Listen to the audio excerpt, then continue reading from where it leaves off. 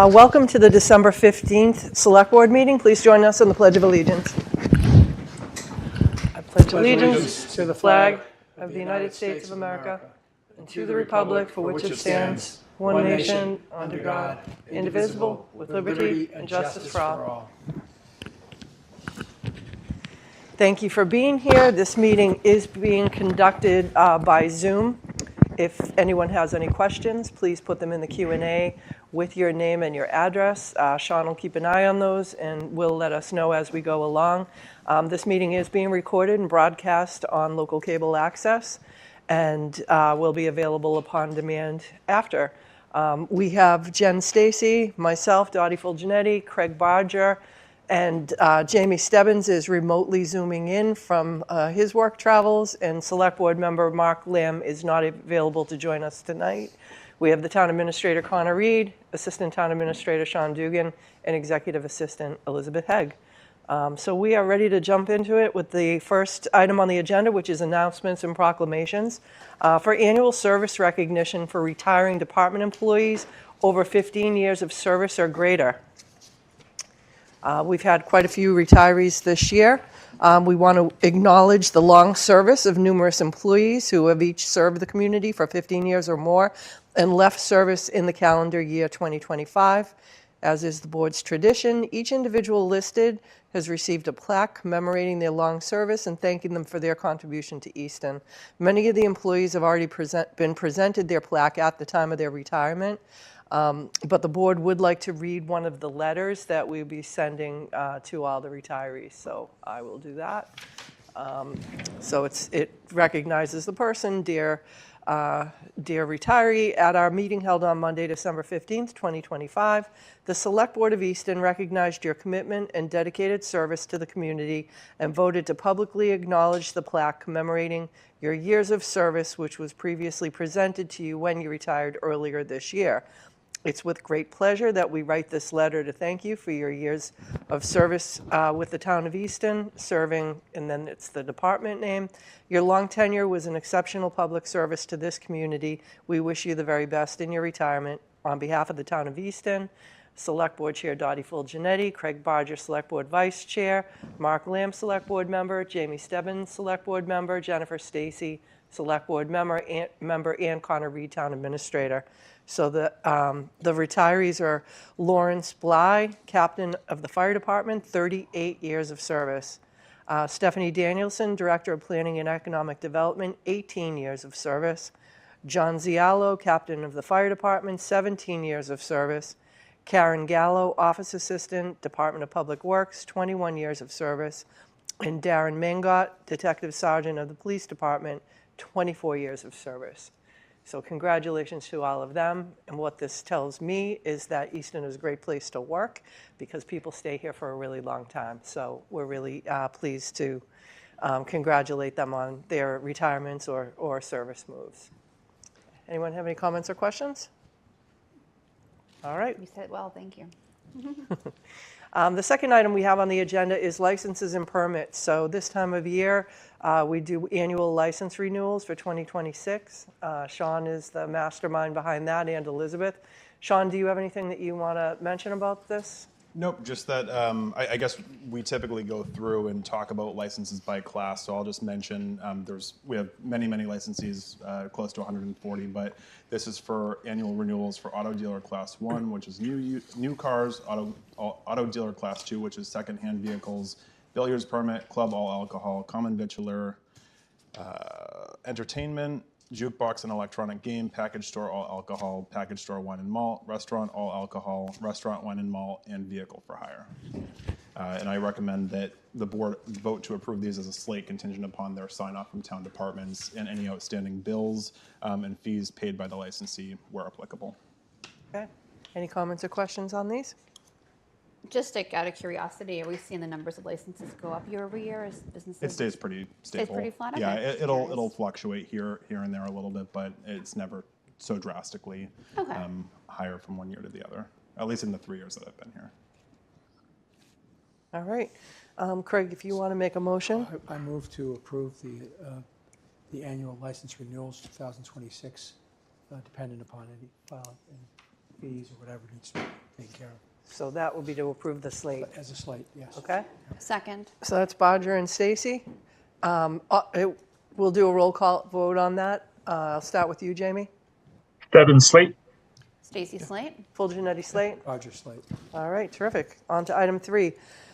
Initial meeting with the town administrator recruiting consultant. Is Bernie, Yes, he's being promoted now Okay. into the panel. so Bernie Lynch of Community Paradigm Associates LLC is the firm selected by the board to lead the recruitment of the next town administrator. Bernie will be present to introduce himself to us and to talk about the recruitment process and answer any questions that we have. Hello. Good evening. Great to be with you tonight, and looking forward to the opportunity to work with the town of Easton in finding a new town administrator to succeed Connor Reed in the position. By way of sort of just a background for the board members, the board, I'm sure, has reviewed our proposal, but also for the public that's watching, just a little bit about Community Paradigm. We've been in existence now since 2014, really taking up the task of doing recruitment starting in 2016 or thereabouts. And over that period of time, this sort of gives some information too about the sort of the marketplace out there. But we've completed now about 125 town administrator and town manager searches across the Commonwealth. It's a very high number. We think it gives us a good understanding of the market, and we'll talk a little bit more about that in a moment. But it also is reflective of the turnover that's taken place in the state of Massachusetts, really nationally, with these local government managers. There's been in the last 5 or 6 years, there's been roughly 80% of the communities, I'd say, in the state have turned over their town administrator or their town manager. It's largely been retirements as the baby boomers all leave the field, the profession. But then of course there's a sort of a process that takes place after someone retires, that someone moves from another position into that position, thereby creating another vacancy along the way. But so that churn does take place. But it is a very competitive market. Number of people have retired. Number of people have chosen to leave the profession, and there aren't necessarily another group, large a group looking to move into these positions. So it does make it challenging to find people for these positions, and I'm happy to address that in a little bit more detail as I take any questions from you and as I speak with board members. But we've been doing this for quite a while. The background of the people that will be working on this search for the town of Easton, I will be the lead consultant. My background is 40 plus years in municipal government, working with or for municipalities, 30 of which I served as a manager, 20 years as town manager of Chelmsford, the first town manager that Chelmsford had, and then 8 plus years, or roughly about 8 years, as city manager for the city of Lowell. So, and also working on this will be John Petrin, helping with the recruiting process and maybe interacting somewhat with members of the community. But John's background too is 30 plus years as a manager. Both John and I are involved with the Suffolk University Mass Municipal Association Local Government Certificate Program. So in addition to the knowledge we have of the candidate of the marketplace as a result of being a manager somewhat recently, within the last 10 years, but also the recruitments that we've done throughout these past 10 years, which gives us a good handle on the market. Our involvement with the Suffolk MMA program gives us an opportunity to meet some of the new people out there that are interested in becoming managers. That was the purpose of the program when it was initiated. So we are seeing the next generation coming along as well. So we think that gives us a good handle on what the market looks like, who the candidates are, which becomes crucial to the way we perform the services that you've engaged us to perform. In addition, we have Sharon Flaherty, another principal of the firm, and Jen Lefferts that will be working on this search.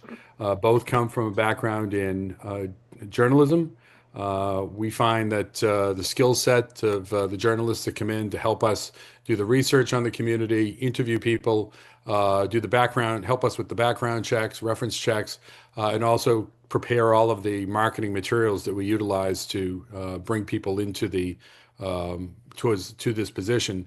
We find that that skill set is very helpful. So that's the background and the team that you'll be having work with you on this effort. And I'm just moving right through what I think you want to hear and then open it up to questions. This really is our kickoff meeting with the town. We've had some preliminary work already done in terms of gathering information about the town that will be helpful to us. And we're working to set up some additional meetings, but this is really the kickoff. And over the course of the next 3 or so weeks, which is challenging given the holidays, we will be working to gather the information about the town, about the form of government, about the position, and then about the challenges and opportunities facing the town, that then will be put into a roughly 4 or 5 page marketing brochure regarding this position, a position profile, a position statement. We hope to have that completed sometime in early January and then pass that on to the board for your consideration and your approval to make sure that we've covered everything appropriately, since this position works for and with the board in the administration of Easton's town affairs. As part of that process, we will be talking to, I'm hoping to set up meetings with each of you over the next few days to get your perspective on the position, on the town, and what the issues are that are facing the town, and what skill sets you're looking for for the next town administrator to have in carrying out the duties of the position. We're going to be working with the department heads, gathering information about town operations and the issues that they're facing. And then we'll use all of that, as well as the research work that we do, looking at documents, et cetera, that will then help us craft that, develop that position statement that I spoke of earlier. Our goal is to have this signed off by the board, that we've covered everything properly by early January, so that we can then spend the month of January, including the period of time in which the Massachusetts Municipal Association has its annual conference and candidates will be there for us to talk to. We will be spending that period of time getting you candidates. Our approach to this process is, one other community described it to us best, I think, is they were pleased that the way we executed this, because we didn't just go out and trap people through just the normal posting of positions, but that we actually go out and hunt people, as the term often used of a headhunter. Our job is to hunt around, find you candidates, and really spread the word on the opportunity that Easton presents. So we will be utilizing our network to go out and hunt people for you. Obviously, we'll be posting the position as well to catch anyone that isn't necessarily on our radar.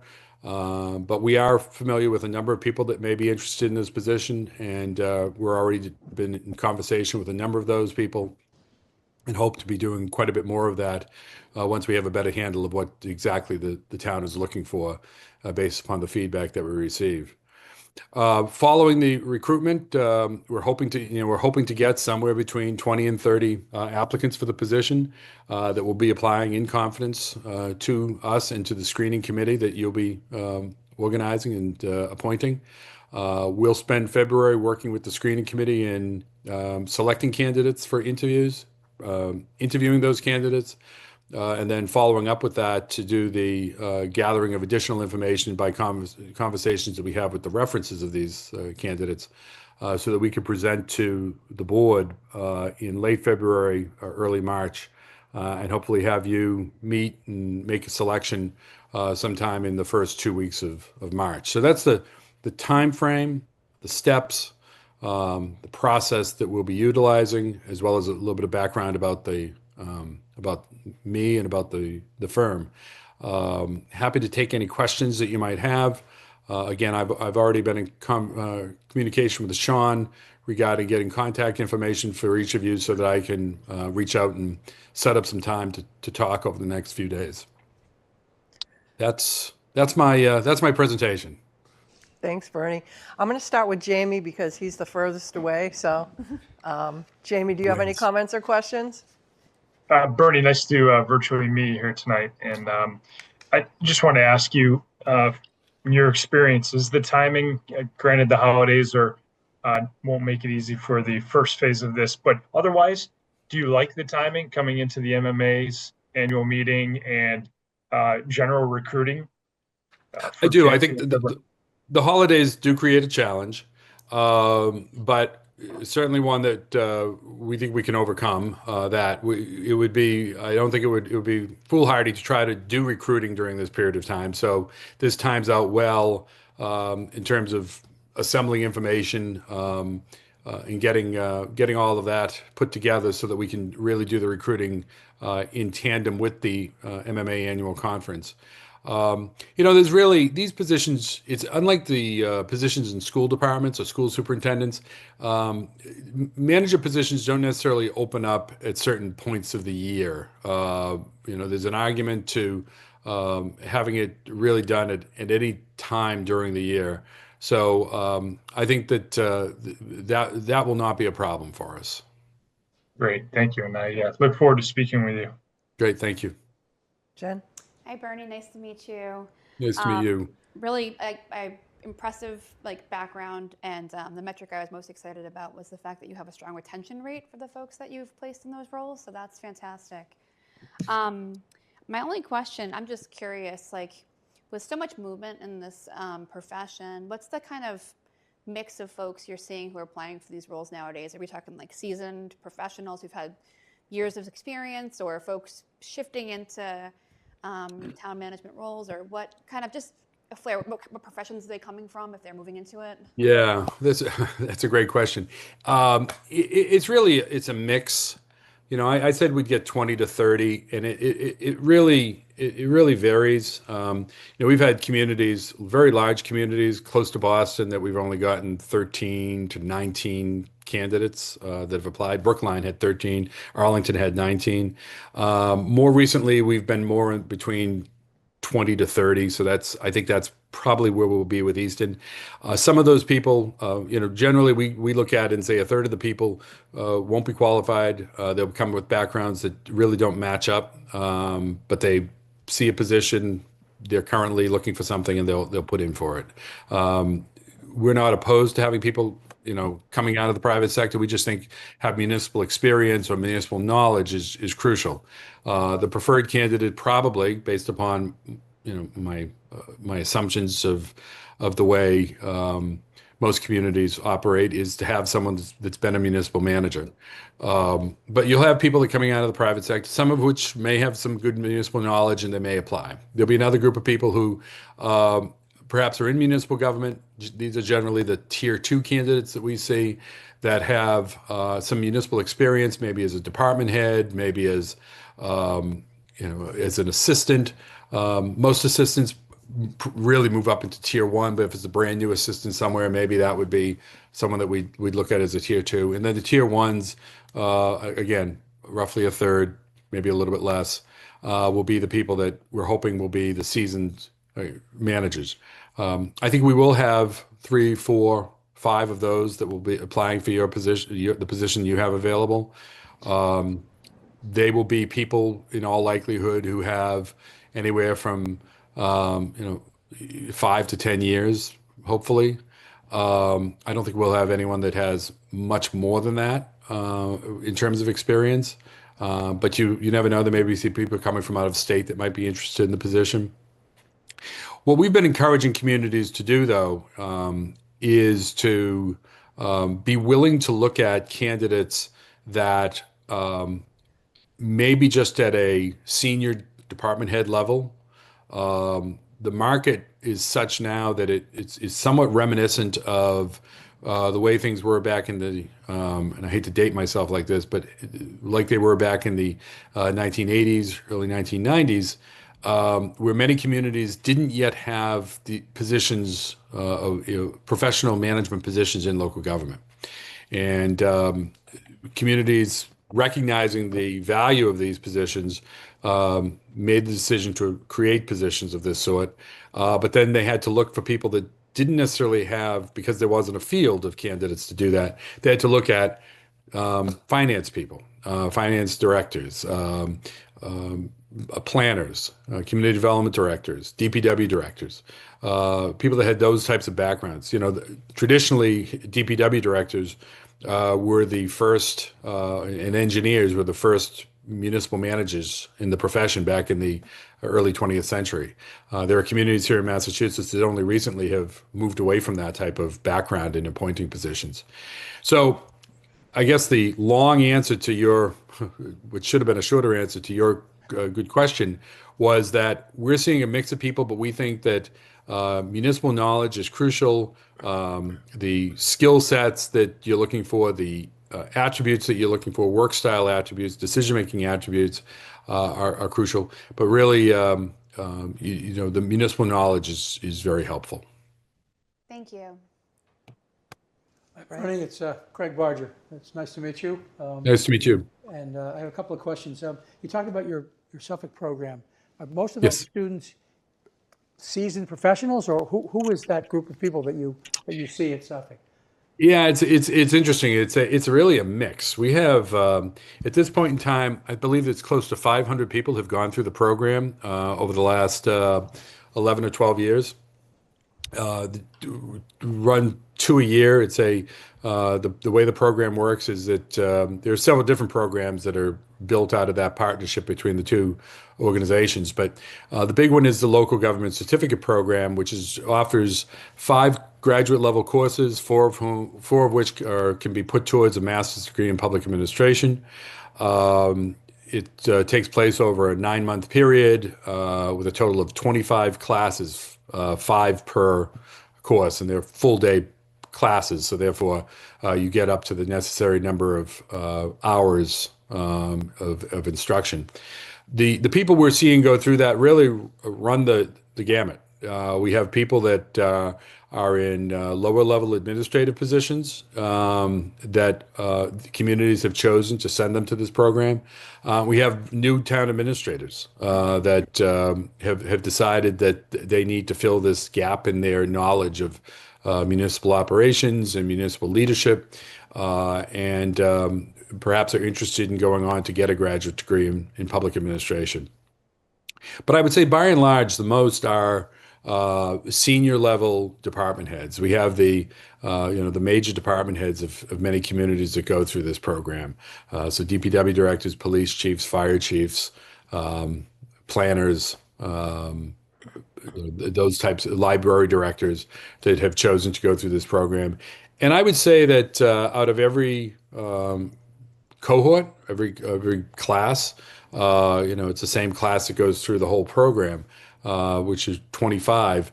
Maybe 5 of them choose to go on to go on for their graduate degree, and probably a similar number, not necessarily matching up, because some of the people that are going through this already have their master's degree or already have law degrees. They make the decision to become managers, and we have a number of people even in the area around you in Easton that have come through this program. Interesting.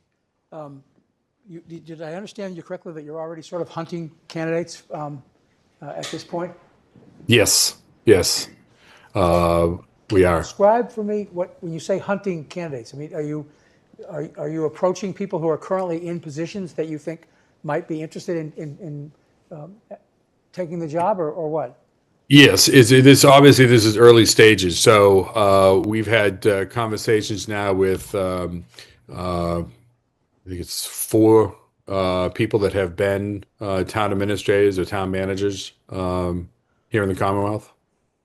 And then we have, I actually have a couple of phone calls set up this week with some people from outside of Massachusetts that are looking to, but have Massachusetts connections that are looking to, for a manager position here.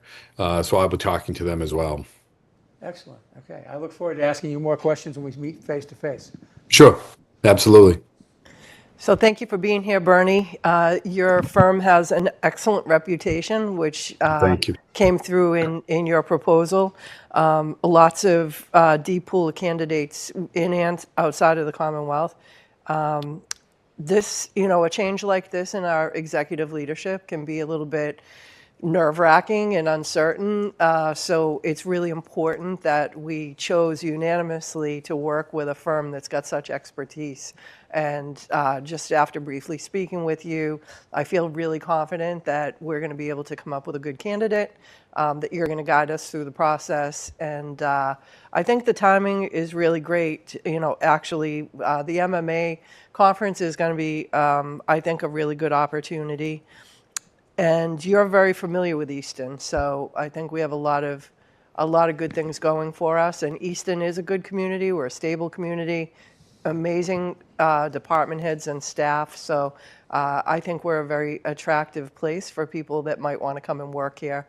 And Absolutely. I know that you do too. So very excited about that, and eager to get moving and move forward. So thank Great. you very much. We appreciate you. Thank you. And again, looking forward to working with all of you. Looking forward to speaking with all of the board members over the next week or so. Promise not to bother your holidays too much, but just want to spend a little bit of time, get your perspectives. And again, looking forward to it. And thank you for the opportunity to do that. Well, I was just thinking while we were talking what a great business this is, because as soon as you place one person in a community, you have another prospect in the Well, originating community. So Yes, there is some truth to that, but we're being very selective in the right now very selective in the communities that we're doing work for, and I have to say that it was a pretty easy decision for us that when the opportunity came up to present a proposal to Easton, we jumped at the opportunity. So it is a great community. well, thank you. We look forward to working together. Great, thank you. Take All care. right. Good night. Good night. All right. Next, we have the fire chief and deputy chief talking about discussion and vote of a contract award for Brewster Ambulance EMS services and licensing of 87 Depot Street.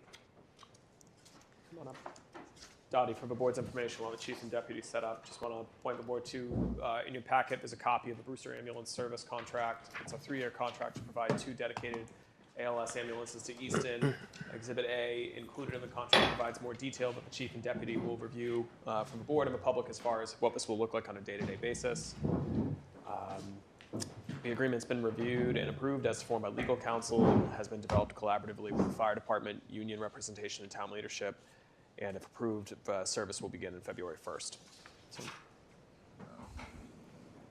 1 second. For some reason, it's might just need to be unplugged and plugged back in. I could fill in during the technical time if you'd like. Sure. So thank you for having us tonight. Important night for the fire department. The presentation you're about to see will cover multiple agenda items, so we'll take a pause for questions during the appropriate times regarding the ambulance contract, and then related to our ladder truck and our surplus items. So we'll. Don't let me All right. stop you. So the ambulance contract is a result of the. We talked about a lot of this. The board knows with those at home the challenges the fire department has faced, reduction in staffing, the problems we've had, recruiting. There's been a whole host of things resulting in more than 25% of the department no longer being present, and has driven us to make some hard decisions. And those hard decisions, as you all know, you're well versed in this, but those at home may not be, is to consolidate our firefighters onto our fire trucks and privatize our ambulance and have our ambulance become provided by a private ambulance company, which is going to be, if you vote tonight, Brewster Ambulance. We'll talk about how that model works and the operations behind that. And then how we'll talk a little bit tonight. I have some slides that will show you how we're going to operate and what we're going to look like and why we're doing this, so the public can understand it as well as all of you, that given the resources that we have, the town's financial prospects in the short to medium term, that we're making the best decision we can to protect our firefighters, because if we could protect them, they can protect you And that's the goal. Protect our firefighters so they can protect you. And we're going to do that with this model. I'm going to go forward in the slides. I'll keep talking until this is resolved. So we'll get through the contract. We'll talk about some changes in our equipment that resulted from this, some unfortunate byproducts regarding our ladder truck, and then the result of the surplus that's required, because we're going to have a lot of equipment that we're not going to need any longer as a result. So, You okay if I just share from my computer? oh sure. Okay, Yeah. and then just let me know when next slide is. So let me go to slide 2. Yeah, Actually, we can go to slide I 3. need that first, actually. I won't have my cursor, so we'll have to make that work. I was hoping to have that, but I'll try to stand in. that's for all you right. there. You got it. No problem. We're adaptable.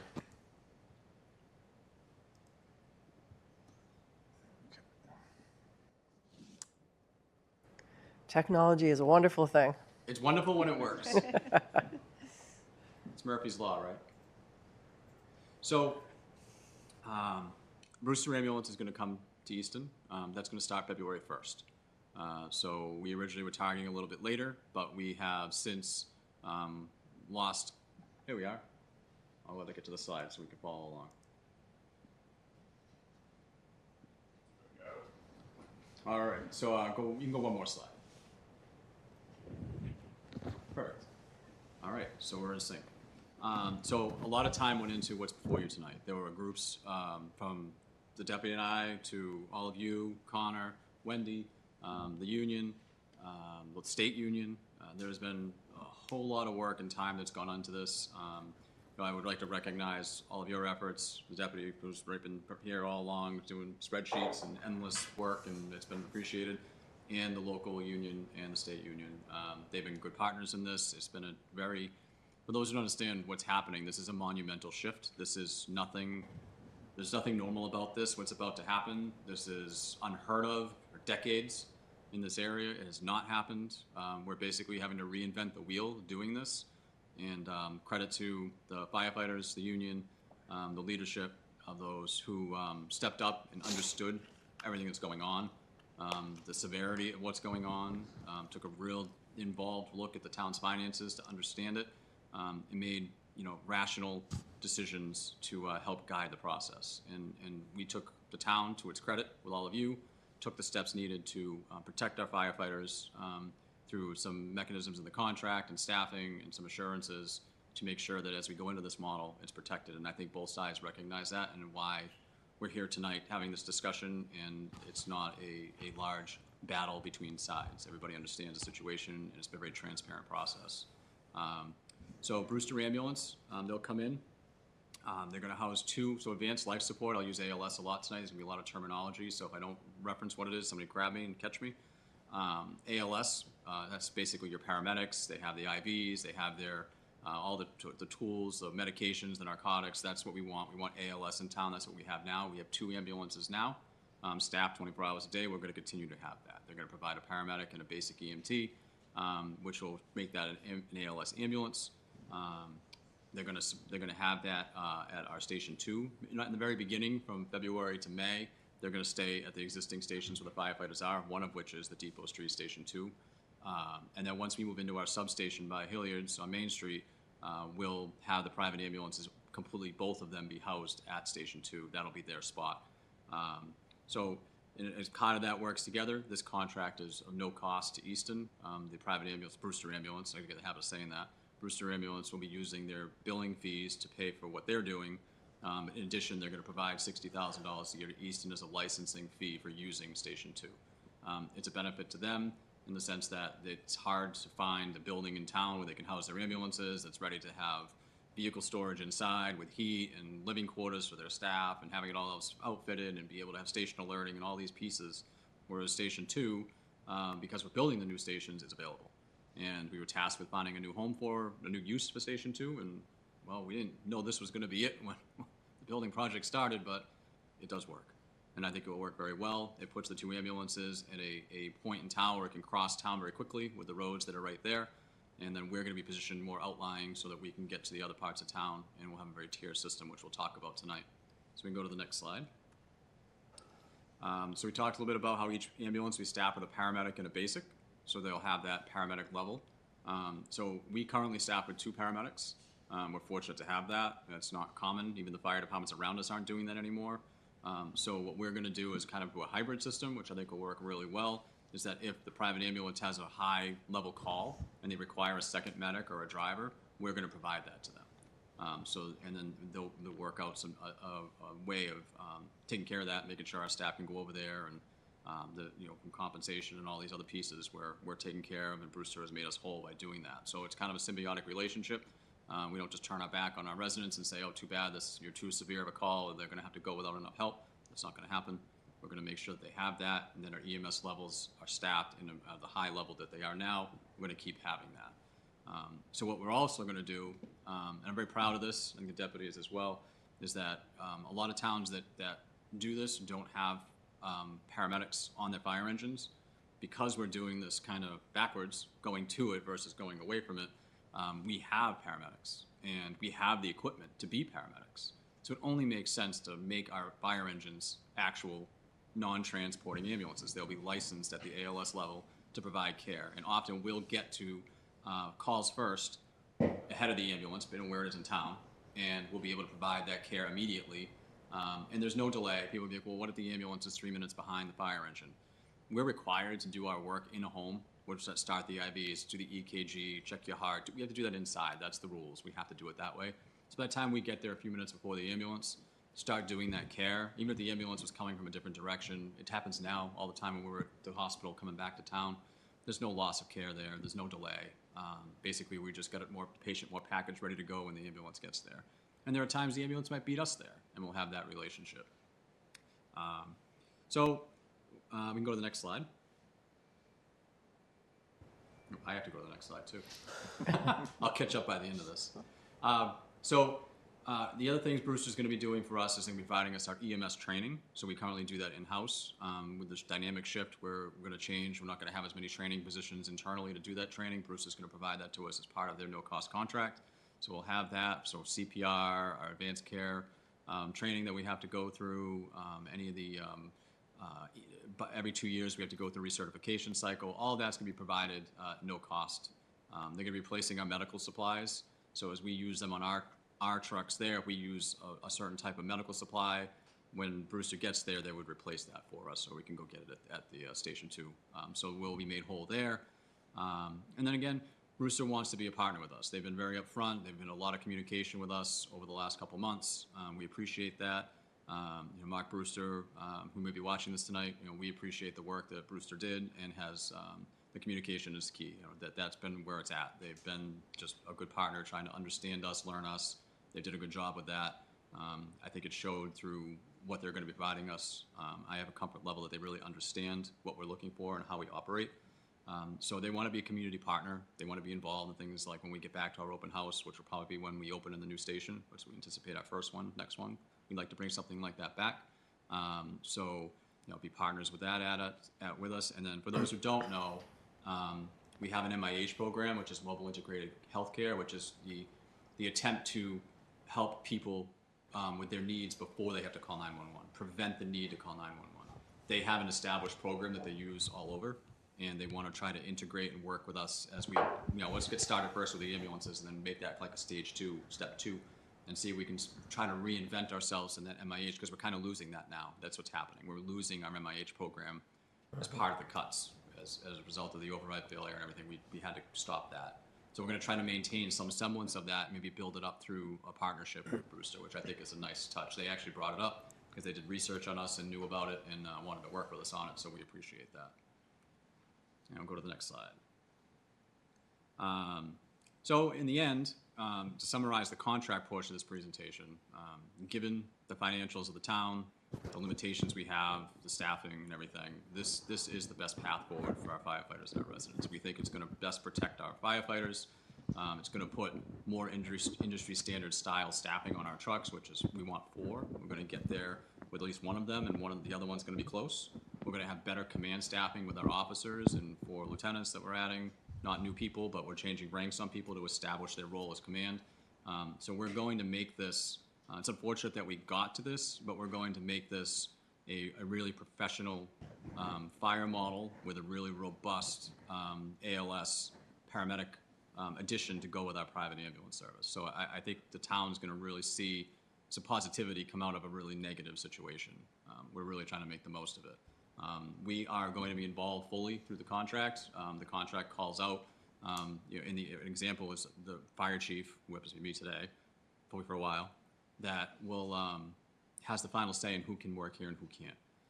So if there's a problem with staffing or there's an issue with somebody in town, I can call up Brewster Ambulance and talk to them, and we determine what the best path's going to be. But we're not just stuck with if they send somebody that it's not working out or there's a real problem or something happens. So we have a lot of input and say over how this works. They're also part of the contract that the Brewster staff, when they're on those ambulances, reports to our officers. So it's not going to be, well, we're going to do what we want because we're Brewster Ambulance. We don't care about Easton Fire. We're a partnership. And we just had a captain's meeting this morning where we talked about that. And the message to the captains, which they agreed with and were very receptive to, is that they're going to incorporate the Brewster Ambulance as part of their crew, as part of their mission. So appropriate trainings to join them together so they could see a certain building in town or a certain thing that they should see. We're not going to exclude them and say, hey, go sit over there at Station 2 and we're going to ignore you. Because the better we can make them, the better it helps the residents, and that's what we want. So we're trying to combat this with a really positive attitude, and I think we're going to get there. As a result of all of this, we recommend that you, respectfully, that you approve this contract. Deputy, if you have anything that I missed? I just wanted to touch on the term zero bid. It doesn't mean we're passing costs on to the residents. We currently use the same mechanism as them to bill insurance companies. They'll have, I'm sure, similar rates as we do. We're pretty aggressive with our billing fees, so I just wanted to make that point, that it's not an additional cost to them. We currently do charge the insurance companies for transports. So this is a natural stopping point related to the contract. If there are any questions or however you want to proceed, Madam Chair. Sure. I'm going to start with Jamie. Yeah, Chief Alexander and Deputy Chief Carroll, thank you both again. I don't think we can, highlight enough the work that you've put in from the moment that the override didn't pass, and the fact that you've been working on this since that vote, and knowing just how positive you've stayed throughout this. And like you said, making what was a bad situation and turning and putting a very positive spin on this. And this has been a lot of work for you to get here. This is, like you said, swimming against the tide, especially, with the traditional model. And we know that change is not always easy. We're all creatures of habit. And this has been a really, really big one. And the way you guys have navigated it and your professionalism is second to none.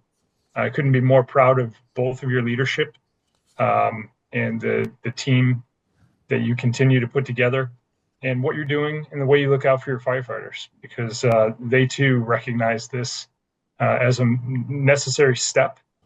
And for you to have prevented what could have spun out and been a much worse situation, especially come July, and you've been aggressive at staying on top of these timelines to make sure that we didn't get in a worse situation, and that we're going to change the quality of life for our firefighters here very quickly, which is extremely important, as we know, for not only saving lives, but for their lives and their welfare and their well-being, and making sure that we don't have anyone get injured on duty. So thank you very much for your leadership. Thank you. Appreciate Jen? Everything Jamie said, like +1 to all that. Every time you speak, it's very clear. It's there's never any confusion coming out of it where we're going. I know we all were in shock when this idea came up, and you've put me on the board at ease and the community members as well. Every time you speak about it, it goes far, so very appreciated. One question I have is future paramedics. Will you be hiring future paramedics as firefighters as paramedics, or will that be changing if we were to hire firefighters in the future?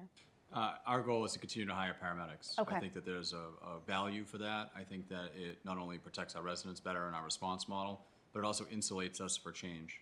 We never thought we'd get to this. Who knows if 5 or 8 years from now, maybe something happens in the industry and we need to take the ambulances back over. I don't think that that's going to be the case, but we're protecting ourselves. We're going to maintain our ALS license with the state, and I think providing the high level of care and always having a backup plan is important, because boy, did we get caught this time. And you know, we solved it. We had 30 days to figure something out, but we're just being more cautious, and I think maintaining a paramedic base is important. Very glad to hear that. I guess the next question is around just like SEMREC. Like, how's the reception point. been with SEMREC, and has Brewster worked with them in the past in other communities in any way, or what's the? Not in the 911 sense. I mean, there's probably some interaction through a couple different other areas. Yeah. Because SEMREC handles Bristol County Control, and there's other aspects that they do. But I think this will certainly be their first 911 contract within SEMREC. I've had communication with Director Verdone. Once we get past tonight, we're going to have some communication meetings with Brewster and our staff and SEMREC staff to finalize all of that. But not to be overly simplistic, but it almost is a bit simple in the sense that we call our ambulance Rescue 11. We're going to call Brewster Medic 11. And in the system at SEMREC, you'd really just change the name, because we're going to get dispatched just like we are today. There's not a major shift in how it's going to work. So from a communication and station alerting standpoint, it should be relatively seamless. I think the more work is going to be on changing how we respond. Yeah. Because so much of the system has to be reprogrammed around us. But as far as medicals go, it shouldn't work. It should be pretty good, and we'll make sure it does, though. That's our January project. Thank you. I know you'll get sick of being complimented, but I'm going to compliment you guys on the work that you did. It's been very impressive, and I realize the stresses that this has put you guys under. I thought that the agreement was incredibly comprehensive. I did read the whole thing, and I found it. You hit everything that I thought was important. I like the fact that you want to integrate the Brewster folks into us as your department. I think that's very important, to treat them as professionals, and they'll treat us as professionals. I think that's significant. That I noted that Brewster has a number of contracts with a number of cities and towns. They do. Locally, so that they apparently have had a great deal of experience working with fire departments from individual towns. Notice Brewster, Brockton and Taunton as well. So that's impressive. I'm pleased with that. And I was also interested in, they have that relationship with what used to be the Goddard Hospital, which is now BU South, or they have in Brockton. They have some relationship with that hospital there, in terms of being able to reach out to physicians in that particular building, which is excellent. That's really good. I don't think I have any questions. I think you've covered it all very, very well, and I appreciate the two of you very much. Thank you. They do have a robust presence in Brockton and Taunton, and that certainly helps us. That's a benefit to us in the sense that they have their whole system established there. While we're not going to steal ambulances from Brockton, they're not going to steal our ambulances for Easton ambulances for Brockton as well. That having their operation there is going to benefit us. Are they part of the mutual aid? Well, if you need mutual aid, will you go to Brockton and Taunton, et cetera, because they know because Brewster has the facilities there, or is that not the case? So we won't take from Brockton or Taunton's 911 system. They're already flat out. Okay. I think they run 9 or 10 ambulances. Don't hold me to that number in Brockton, but it's high, and they're busy all the time. But they do have a lot of non-911 trucks there that could be available. Okay. So if they want to backfill us, so let's say both our ambulances go out and they want to send one over this way anticipating a third medical, which happens a lot, Yeah. And they're in town when the medical happens, then they can take that run, and that helps their bottom line, because we don't want to see them not be profitable, because they won't want to be here. Right. So we're not trying to make money on this deal, and neither of them, but it's business. Yeah. But if they don't have one in town, we would use the standard mutual aid model where SEMREC would call Stoughton or West Bridgewater, and that would still be in place. Our mutual aid reliance is still there. We don't use it much now. We're not anticipating it going up.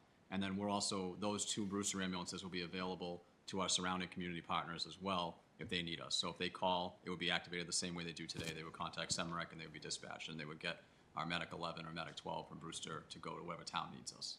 Okay, excellent. Thank you. So when you started off, you said we make hard decisions. And I think that it's hard for the public sometimes to see that. And there's a lot of armchair quarterbacking. I'm not saying that as a negative, because that's how I ran for election in the first place, is my own armchair quarterbacking. I had a lot of great ideas. found out they were all illegal and couldn't do them after we started, you know. But people don't realize the nuances behind the scenes, and the stress level of this decision was very high. You and Deputy Carroll had to be very open-minded to even exploring this option, and also had to get everybody else to understand it as well, which was a huge undertaking. So I just want to call that out, because when we sit here tonight and, you know, everybody's cool as a cucumber and we're talking matter-of-factly, it took a while to get us here. And to be able to start this February 1st, that's like lightning speed for something like this. It is lightning. We were actually thinking more that it was going to be closer to the fiscal year for this to We start. started So, in July. yeah, We started so- there, and we've been working backwards. So I think it's just important to talk about that, because you're not, you know, you don't highlight that yourselves, but I want people to know that so much thought and research and relationships. I mean, having the relationship with Brewster to be able to have these conversations and find something that's mutually beneficial while taking care of staff, while taking care of the public. There's a lot of pieces to this that you had to keep together. So I just want to make sure that people are aware of that. And I think that there are a lot of efficiencies that may happen as a result of this that'll be beneficial to the community. And I also just want to give a shout out of appreciation to Brewster for their flexibility and problem solving along with your team to be able to come up with things like bringing back the MIH, which is super important to everyone on our board and the public. You know, when it works and you pick up the phone and you call 911 and someone shows up, we take it for granted because that's the way it works and it's seamless. So if you have glitches with any kind of things that happen, that's when people start to notice what's really involved in supporting these calls. So I just want to also express my appreciation, and I think you've done a great job bringing everybody along with this in detail, especially the public. And I hope that people will recognize that and respect that as well. Thank you. We appreciate that. It certainly has been a challenge. Dottie, can I just also, I think we should, you indicated, but I'd like to give a shout out to the firefighters too for their willingness to work with us Yes. to get this accomplished. This would not have happened without them. Yes, If exactly. they were completely in opposition to this and unwilling to see the situation we're in, this wouldn't have happened, and then we'd be stuck with no options. So you're absolutely right. Thank you. Excellent. All right. Do we want to take the vote on this now and then move to the next one? That's up to the chief how it fits into his It presentation. would be fine if you did. All I right. don't think what I'm going to present after is going to change anything. All right. Why don't we take the vote, Craig? I move to award the contract to Brewster Ambulance for EMS services and licensing of 87 Depot Street, effective February 1st, 2026. Second. So that's Bodger and Stacy, and a roll call vote. Jamie? Stebbins, yes. Stacy, yes. Full Janetti, yes? Barger, yes. Terrific. Awesome. That was easy. There's the button. All right. So, Jerry, I'll carry on and kind of take Yes. us through the other important items. So we're tackling. There's other pieces that have impacted the fire department around this model, and we need to address them because we need support from the board and leadership in town to make some decisions about some things we have to do. And let's take it through. So I think a real high level is to understand how we operate, or it won't make sense why we're asking you to do some of the things we're about to talk about. So everything that we're asking you to change tonight and surplus tonight is because we built this out around 3 years ago around a shift at 11. So we have 11 firefighters per day working. And when you have 11 firefighters per day working, you do things very differently than when you have 7 or 8. And that's what we're going to talk about tonight. So as you can see on your screen, we are at, this is what would be if we had 11 firefighters working and 2 ambulances, our ambulances at the hospital. This is what you would have. If you go to the next slide, in the model where the big push lately has been like staffing on trucks. Staffing matters is a thing that's out there, hashtag, and it does matter because the more firefighters we have in a truck, the more effective they are because they can get off. Everything we do as a team sport, even just pulling one hose line into a home takes multiple firefighters. And even if they're coming in on lots of different trucks, that's not as effective because they got to get off, they got to get from their truck to the other truck and help out. When they get off the same truck, they get more done quickly. So we're in an 11 model, If we took our firefighters off the ambulance as if they weren't in the station, they weren't on a medical, which doesn't happen very often, but if they were, this is what it could look like, which is great. That's a good start. You know, you're talking 4, 3, 3, 1. So when I say 4, 3, 3, 1, I'm talking about 4 on the fire engine. Red helmets are officers. They're the ones in charge. The one in the one car by himself is the captain, who would be definitely in charge of the whole scene. And then the black helmets are firefighters, and you'll see that in the next couple of slides. So this would be a very robust response to a fire for a town our size. That's good. And then when you add mutual aid in, we're checking a lot of boxes there. If you go to the next slide, it talks a little bit about what we're doing. And forgive my pointing, because I don't have the pointer, so I'm just going to do my pointing for here. People at home, I'm sorry. When you have a response model of 11, the first truck that gets there would be the top truck with all the arrows on it, the red and the yellow.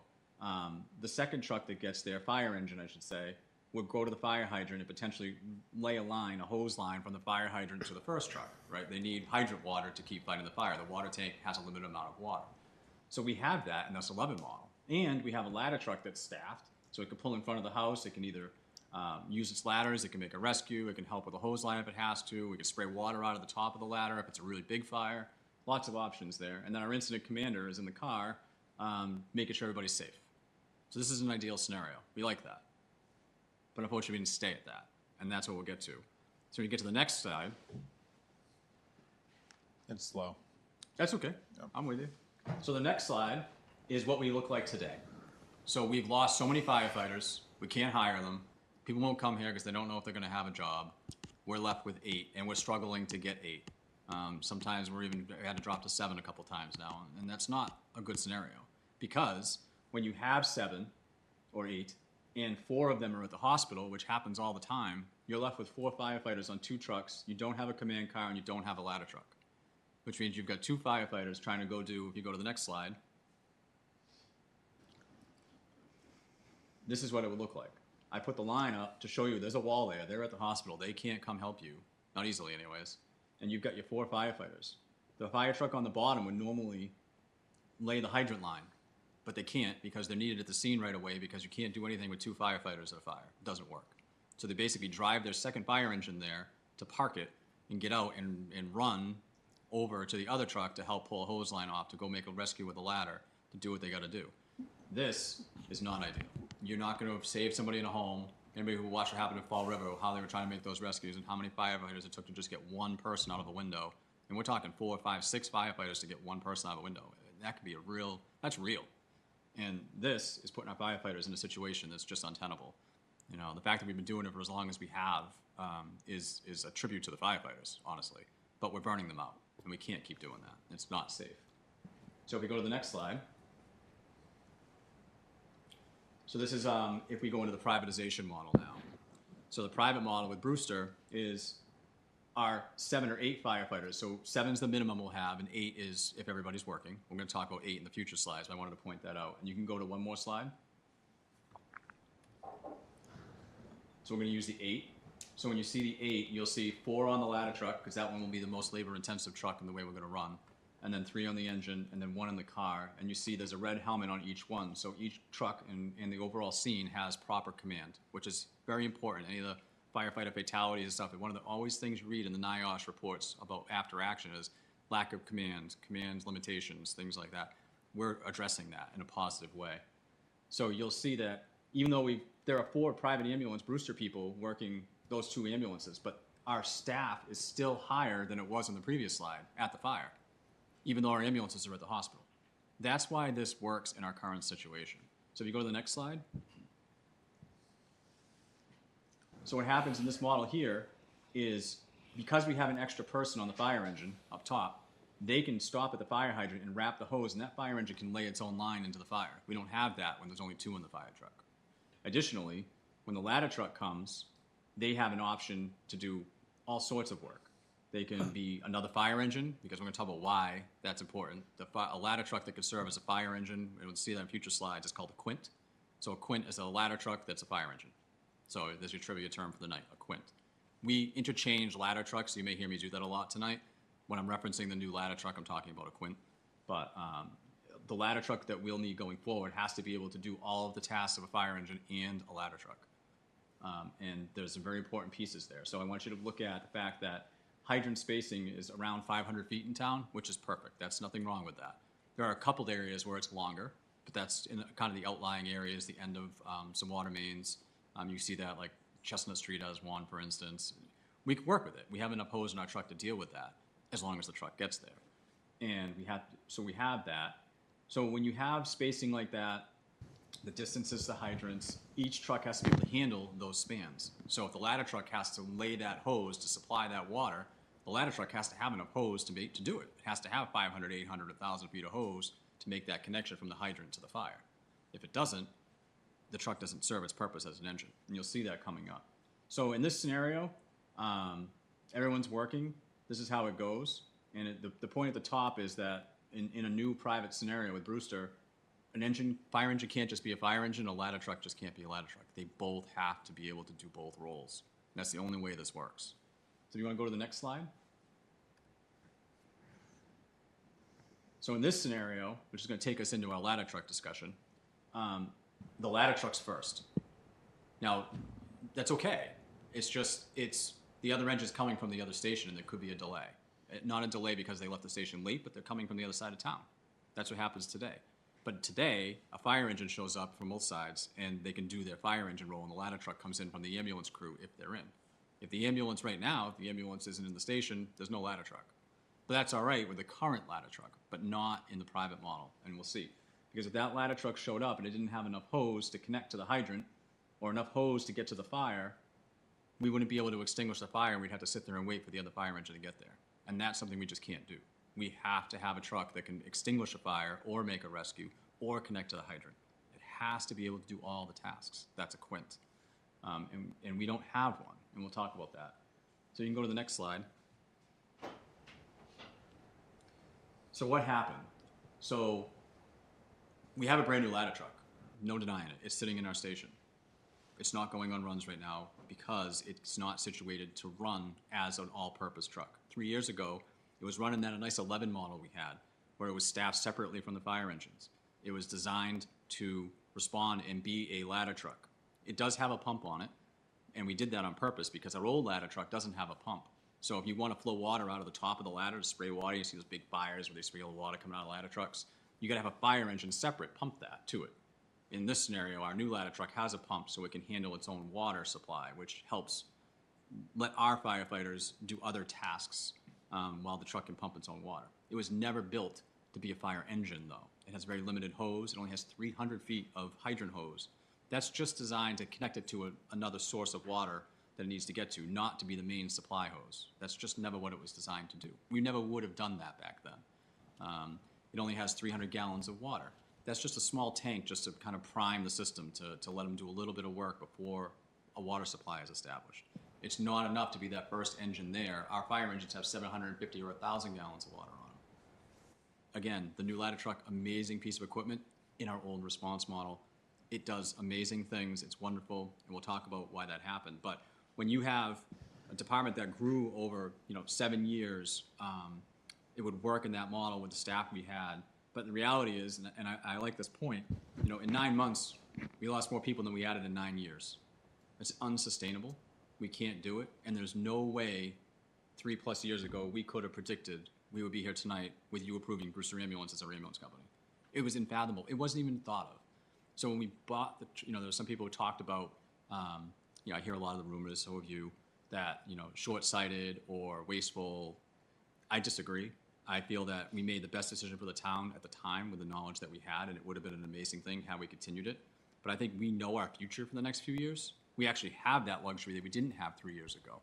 And to do nothing with this truck that we have now and leave it in the station because it can't run, to let it collect dust at $2 million is a disservice, and it is short-sighted, and it is wasteful, and we're not that way, and we need to address it. And if that means we have to trade in and get a different ladder truck, that's the right thing to do. As unusual and crazy as it may seem, absolutely something we have to do, and to do anything different does not serve all of your tax dollars or keep our firefighters safe. So we go to the next slide. We'll talk a little bit about ladder trucks. That's our current ladder truck. It's 1999. It's 40 feet long. That's important. 8 feet wide, 11 feet 6 tall. It has no water tank, no pump, and no firefighting hose. It's designed to be a ladder truck. Get to windows, get to roofs, rescue people, So what it did is served us very well, but our response model was changed. So it really doesn't work. It won't work in the new response model. If you go to the next slide, this is what we call a tower quint, actually. So this is a tower quint. It has the platform in the yellow circle. There's a pump and water behind there. It carries about 500 gallons of water and has sufficient storage for enough fire hose to do the job. Plus it has all the ladders and everything else. That's great. That'd be a wonderful truck in a town without small roads. Those trucks are 47 to 49 feet long. Our existing ladder truck, which gets around town, is 40 feet. Adding 7 or 8, 9 feet to a truck is not conducive to some of our roads and tight turns. You all know them. It's just not a good fit. It's why we didn't buy one of these 3 years ago. So if you go to the next slide, this is our new ladder truck, the one that's sitting in the station. Now, if you know, people think it's enormous, and it does look big, but relative to its peers, it's 40 feet long. It's the exact same length. We went after this truck because our mission was keep the length, get a platform. A platform is that, in the yellow circle, is the thing we stand on. So instead of laying in the old ladder truck, we lay on the ladder and work or stand on it. We could stand in a platform like a bucket truck, like a National Grid worker, and do work. It's a safer, upright position. You can work. So our mission was short truck and a platform. And we had to find a way to do the platform so that we weren't going to hit all the tree branches, because some of our streets that don't see box trucks around all the time, there's tree branches, and that big platform loves to hit them and do a lot of damage to its own platform, to the truck. So we found this truck, which is short, and it stores the platform in a position where it'll be protected, so it doesn't get taken out by trees and branches and other things, which is what we wanted. Perfect truck. It's got a pump, everything we needed, so we bought it. And with the support of all of you and the townspeople, it's an amazing piece that would work great. But again, it only has 300 gallons of water and 300 feet of hose. You go to the next slide. You can see that where the yellow circle is on that other platform that I showed you, the demo one, the one with the platforms off the front of the truck. That area is now open on that truck for the pump, for water, for hose, whereas in our truck, we use that space to store the platform and keep the truck short. See, that's the compromise. There's no free lunch. You can't have it both ways. So in order to store the platform, to shorten the truck, this is what you do. You have a smaller water tank, smaller amount of hose storage, smaller equipment storage, but you get a short, maneuverable truck that can make it around town, which is what we wanted. It was an ideal fit. Again, we had 11 people working. It would be great. And that's a construction shot to show you kind of how it is. You can go to the next slide. So this is what we are going to work to get. It's a ladder truck, a straight ladder, not a platform. It's a quint, meaning it has a pump, sufficient water, sufficient hose, sufficient ladders to call itself a quint. While we wanted a platform, there's no perfect situation, so we're going to go back to the ladder. It's fine. We've worked with it forever that way. We'll just continue to do the proper safety methods of using that type of truck. It's also the best truck to run around because it's going to have to go on medical emergencies and everyday runs that aren't fires. It's a smaller, lighter truck. It's more conducive to doing that. So this is what we want to go to. And we're working with the dealer now to try to come up with a method of trading it and working a deal to not have to go back to town meeting to ask for any more funds to do this. It's our hope that we can make some type of trade and get a truck that would better suit us to go forward without having to ask for more money at town meeting. I think it's an attainable goal, but we'll know more in the next few weeks on that. So in the end, if you go to the next slide. We have to go to it. I think it's one of those things that I never thought I'd be here with a brand new ladder truck that we're celebrating, and then coming back to you a few months later saying, oh, hey, wait, we need to get rid of it. And that's a tough pill to swallow, but we believe fully that it's a situation we have to do. We just have to do it. So if we go to the next slide, we're going to go into surplus now. So outside of the, is there any questions about the ladder truck? You want to take? Jamie, any questions? No questions. Okay. So this spills into surplus now because eventually that truck will come back on a surplus memo when the time comes. But in the meantime, because of going with Brewster, we have ambulances and equipment and a fire engine, a whole bunch of pieces that we need to surplus off because they're taking up space, and these trucks don't sit well. The equipment doesn't sit well. They rot away. So it's going to go somewhere else and serve somebody, but not us. So the surplus request tonight is to kind of address that issue. One note is we are attempting to not have a situation where we don't have a ladder truck. So the engine that's on the memo, it's our hope that we can do a trade on that engine for a used Quint ladder that will serve us until a new one can be procured, because it's going to take 2 or 3 years to get that in. That's the lead time on these trucks.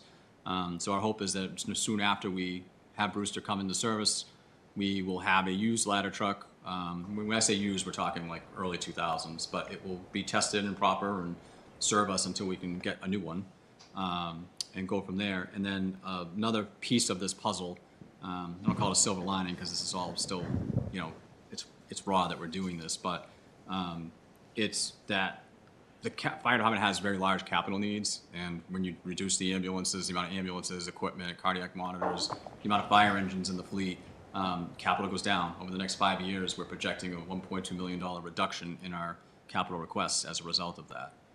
Some of the surplus funds, depending on how the ladder truck situation works out, can be used to offset some of our capital as well, to try to keep some of the capital ask down and borrowing.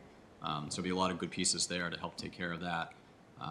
So in the end, we're trying to find some positives related to the situation. I think there's certainly some there.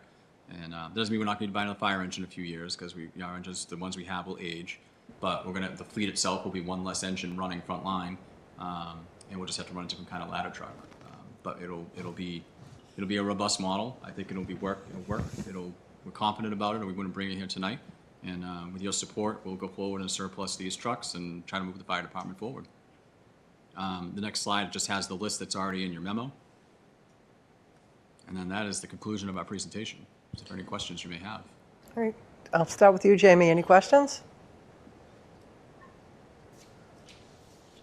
No, I do appreciate the level of detail, though, and I understand too that this is an education piece, right? We need to continue to explain to constituents who have these questions.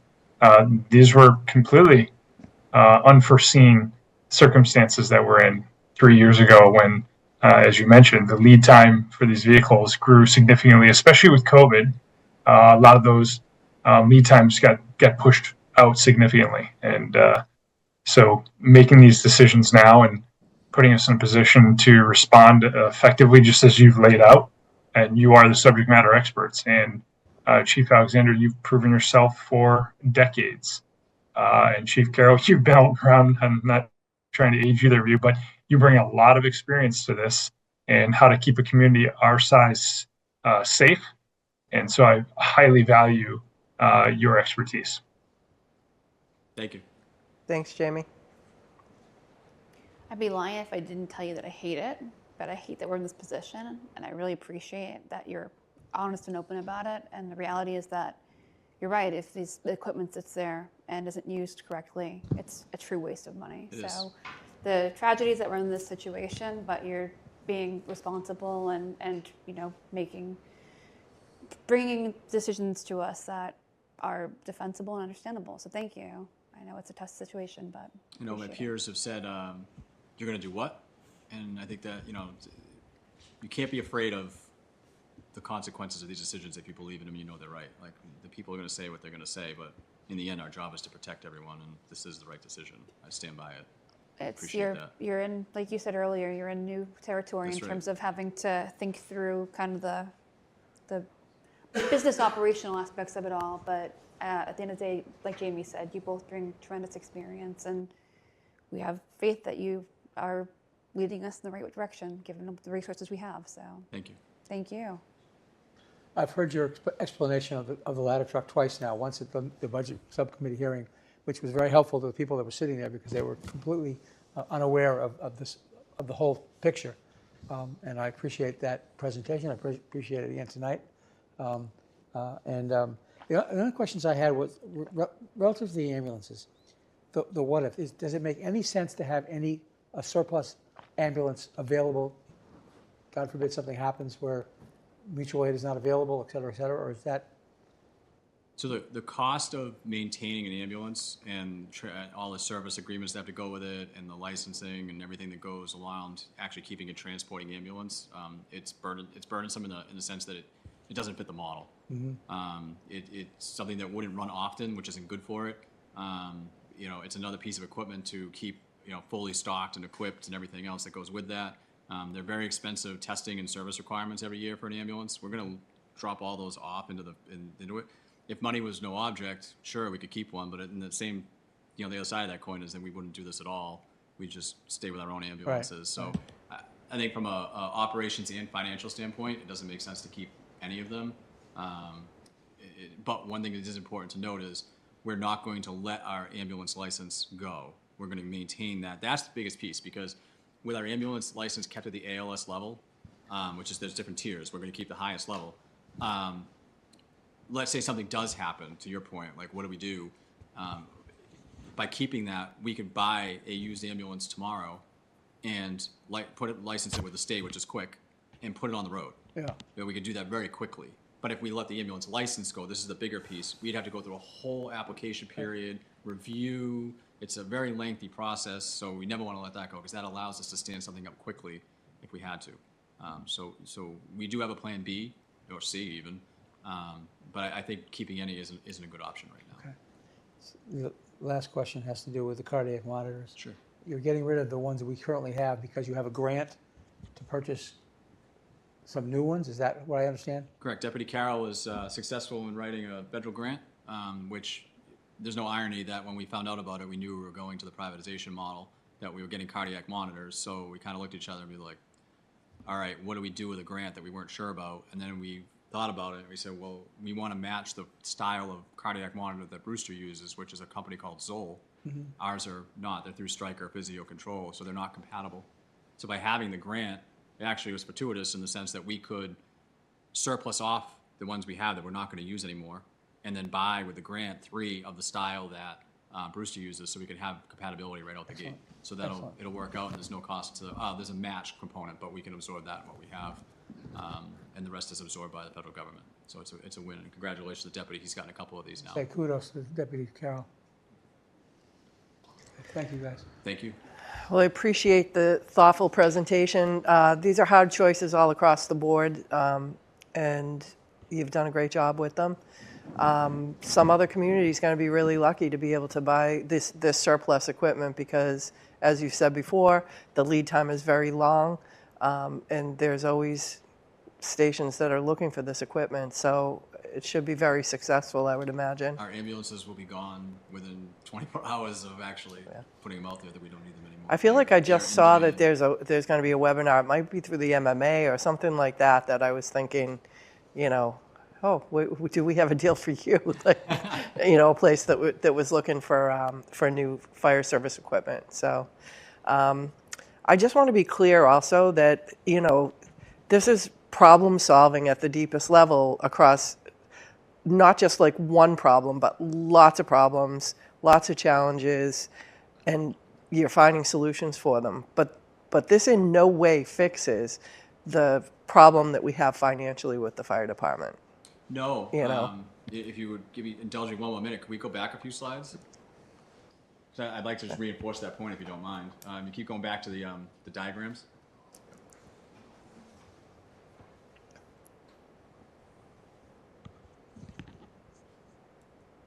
Because if we put fire services on for an override this year, I want people to understand why, because I think people at home will be like, hey, good for you. You guys solved the problems. You guys are all set. And this fixes those problems. But so we're still doing this in a very lean way. This isn't done in some robust, like we have firefighters everywhere, sitting around looking for something to do. That engine will never have 4 people on it in our model. One truck will, if everybody's working, and if they're not, it'll have 3. And having another firefighter would be an ideal scenario. So we're not doing this in the best fashion. We're doing this in the best fashion for the money that we have. Additional funding to get a 4th person on that truck would be where we want to get to. And then being able to hold that staffing at a higher level was the ultimate goal, but one step at a time. So thank you for letting me show that again. We're not where we want to be. We're just at the best that we can be for the moment. okay. Thank you. Dottie, I appreciate that. If I could build on that. Chief, you were rather direct about it, but one of the things that's come up in these conversations is folks, to Dottie's point, saying, oh, okay, well, it mustn't have been that bad, it's fixed, where there's obviously a big caveat there. Fixed as in we're making the best of a hard situation to keep the firefighters and the public safe. But something that I don't want to go unsaid anytime we ever talk about this is we have never and will never frame this as a cost savings measure, because it's not, right? So there's folks looking at this now saying, oh, that seems inefficient, or that, this isn't what we planned for. You're right, it's not. That's why we strongly fought for an override, to preserve the way that we spent a decade building our services. And did we know at the town meeting in May that when that thread was pulled on 2 positions being cut, it would lead to this? No. But we didn't pull punches that, I think the chief's exact words were, it will be very hard for the fire department. And so I suppose I would ask folks to take a pause and have some grace on that nobody becomes a fire chief to carve off a part of their department.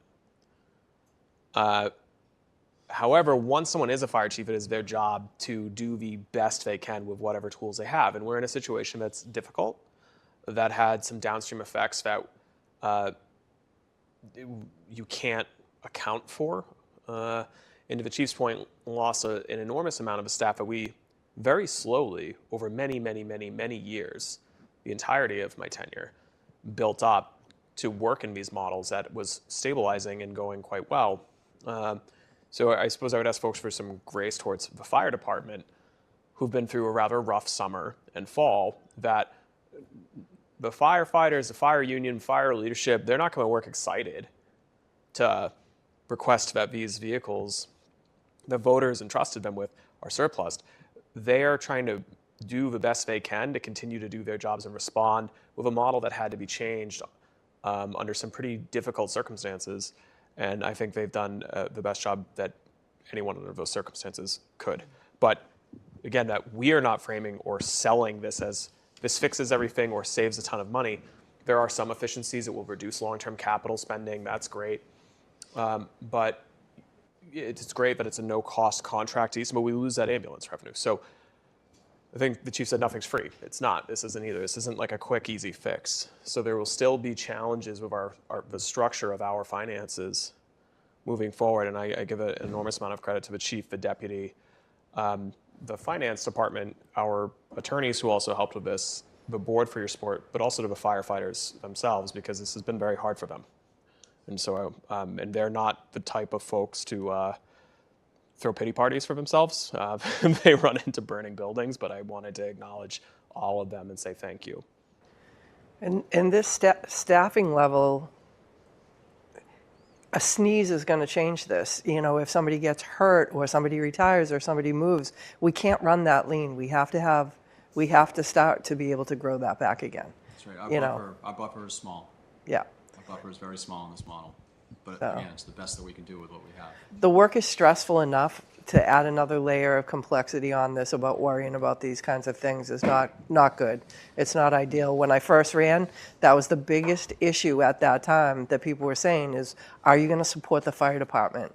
And I did, and I always supported it through the years because I learned so much about it that I really feel confident that we were making good choices. I stand by them 100%. And it's sad to see us lose this much ground and be forced to make decisions like this. But the priority of keeping firefighters and the public safe, I think you're accomplishing it with that. But we still have a lot of work to do to get, absolutely, move ahead. Thank you. So I would ask the board to consider a motion to declare the equipment referenced by the chief as surplus. I move to declare that the equipment, the surplus equipment on the memo from the chief be accepted. Second. So that's Bodger and Stacy. We'll start with you, Jamie. Stebbins, yes. Stacy, yes. Full Janetti, yes? Barger, yes. Terrific. Thank you. Thank you, everybody. Appreciate Thank you your time for tonight. being here tonight. All right, next we have a discussion and vote. Fontaine Brothers, contract change order number 3 for the Public Safety Buildings Project. Can we take a brief recess so I can transition? Sure. Okay. We're going to take a couple minutes.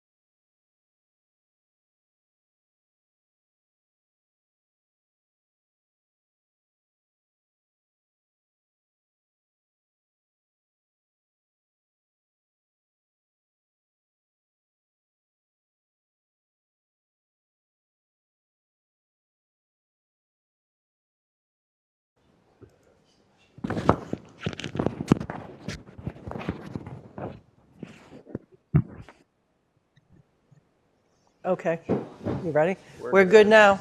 Thank you. All right, we are back to talk about a change order with Fontaine Brothers. Sure, Dottie.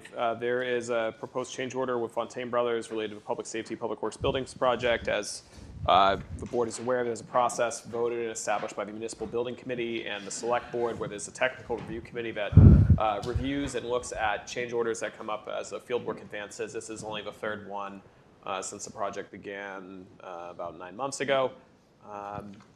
Walter Hartley from PMA and Greg Joint from KBA are here just to give a quick update on where the project construction stands and answer any questions the board may have about the change order, which is for $39,744. You got it. So I'll run through the PCOs that make up change order 3.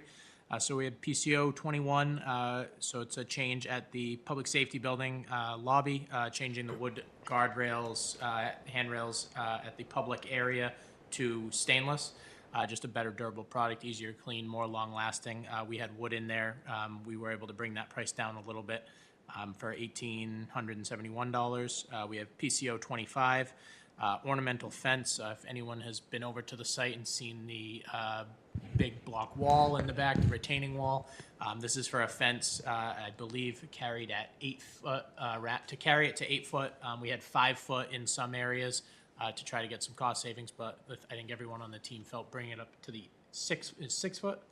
Specifically, this is at the front of the building, kind of on the cross street side. It's to shelter what is kind of the firefighter living areas toward Depot Street, just to cut down on noise and things like that. There, we had in a 3 foot fence. It should have really been an 8 or 6 foot fence at that point. And then it breaks to a shorter fence for the rest of the patio area there. So it's what was reflected in the renderings, but what ended up in the contract documents was slightly different. So this just corrects that error and gets what we should have had there for the first one. PCO 28, deletion of a Ziegler at the fire substation. So Ziegler is what the metal panels sit on. In Massachusetts, we have an or equal clause in the contract that we need to include. So we provide a basic, KBA provides a basis of design. An alternate was submitted, an or equal was submitted, and that changed the detail behind it. So we were able to get a little bit of a credit back there for $13,000 and have the same the attachment that's necessary for the system that's being provided. PCO 31, changing the cast stone profile. There was an updated detail to make sure that we have the correct profile. So that was a $1,500 change at some of the masonry and a couple of details there. PCO 34 for Sallyport, the angle embeds at the Sallyport, not on the detail, was not paid for as part of the bid documents, something that is needed. So we have price to include that at $12,754. And then another or equal basis is a design change for PCO 41. The basis of design called out for one product and or equal was submitted. The or equal product had a limited color selection.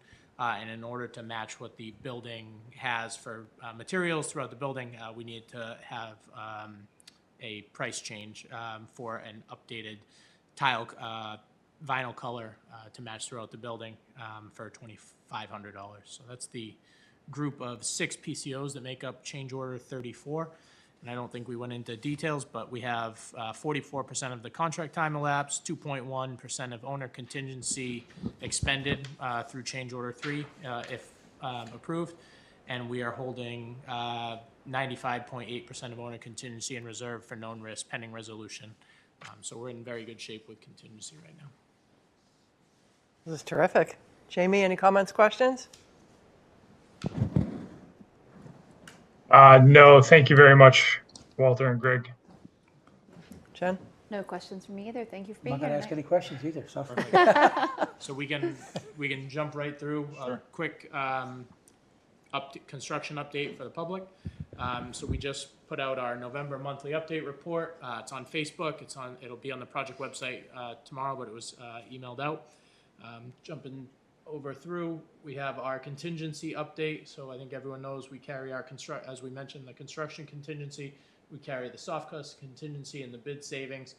So we are in great shape. You can see time elapsed versus authorized changes in current exposure. So we're moving through this project at a really good pace and have very little exposure right now. So Just because some of those numbers are small, while I'm still young enough to read them from here. Yep. The construction contingency and soft cost contingency and bid savings cumulatively are about 19 million on a $150 million project. Is that right? Correct. And we're 45% of a way through the construction, and we have an exposure of about 4%. Okay, good. You got it. Yep. Please keep it that way for the next 18 months. Thank you. And we'll just take you guys through a quick update of each of the buildings, and I'll let Greg kind of speak to what's going on in the photos. Sean, if you want to click through them.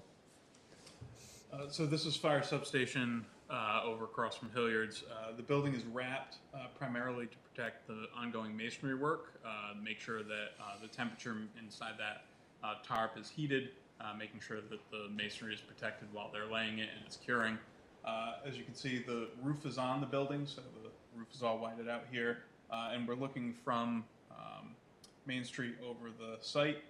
You can see the apparatus bay is currently being faced with masonry, but inside the building, ongoing work includes all of the stud and metal framing inside, mechanicals, doors, drywall, even a little bit of paint has started. The floors are all cast for slab on grade, and then on the outside, you start to see some of the finished masonry work around the back side of the building where it's since cured and has been able to move that enclosure around. And above is where that Z-girt that we deleted was. This system here includes the backup wall, insulation, air and vapor barrier, and then this weather barrier that's on the outside of the building. So not only a very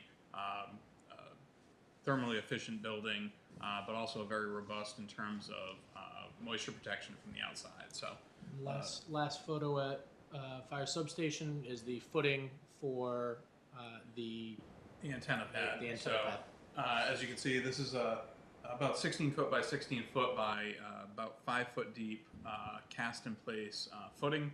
If you recall from the last change order you approved, this was not originally part of the general contractor's work, though we accounted for it in the budget. We've now been able to make it part of the contractor's work. So that is going in. That enables us to eventually erect the tower on that pad. So a pretty robust foundation there, pretty significant to make sure that that tower is there stable for a very long time. And then jumping over to public safety. So with the public safety building, I think most people have seen a little bit of this driving by. Big activity there recently has been the geothermal work. So those 500, 600 foot deep geothermal wells have been going in. You can actually see that right here. They're connecting the laterals in the trench right in front of the trailers. And so those are starting to be daisy chained together this time of year. If you think about Christmas lights, we connect them all together and connect them back into the building. And unlike Christmas lights, these actually work. So this is a great step for the process. That area is very congested right now, or has been for the last couple of weeks. Now that the drilling is almost wrapped up and the laterals are near complete, that'll free up the site quite a bit more to make sure that we have a lot more room on site to maneuver. The building has started to receive roofing. Parapets are ongoing. If you see big giant wrapped piles, that's roof insulation generally, so big white bricks hanging out on site are roof insulation. Mechanicals are going on inside, and the framing of the exterior walls has started en masse. Pretty much the structural masonry is completed, so the crew is over at the substation doing the exterior veneer. Once that's completed at substation, they'll bounce back over to the main building here and start to do the brick veneer on this building. Window framing, doors, all imminent in this building. Den's deck sheathing's continuing. Yep, and interior framing ongoing. So I think that's, and then last picture is of the so bay. the last two places where we really have a lot of slab to pour are in the two big areas for vehicles, so the apparatus bay and the sally port.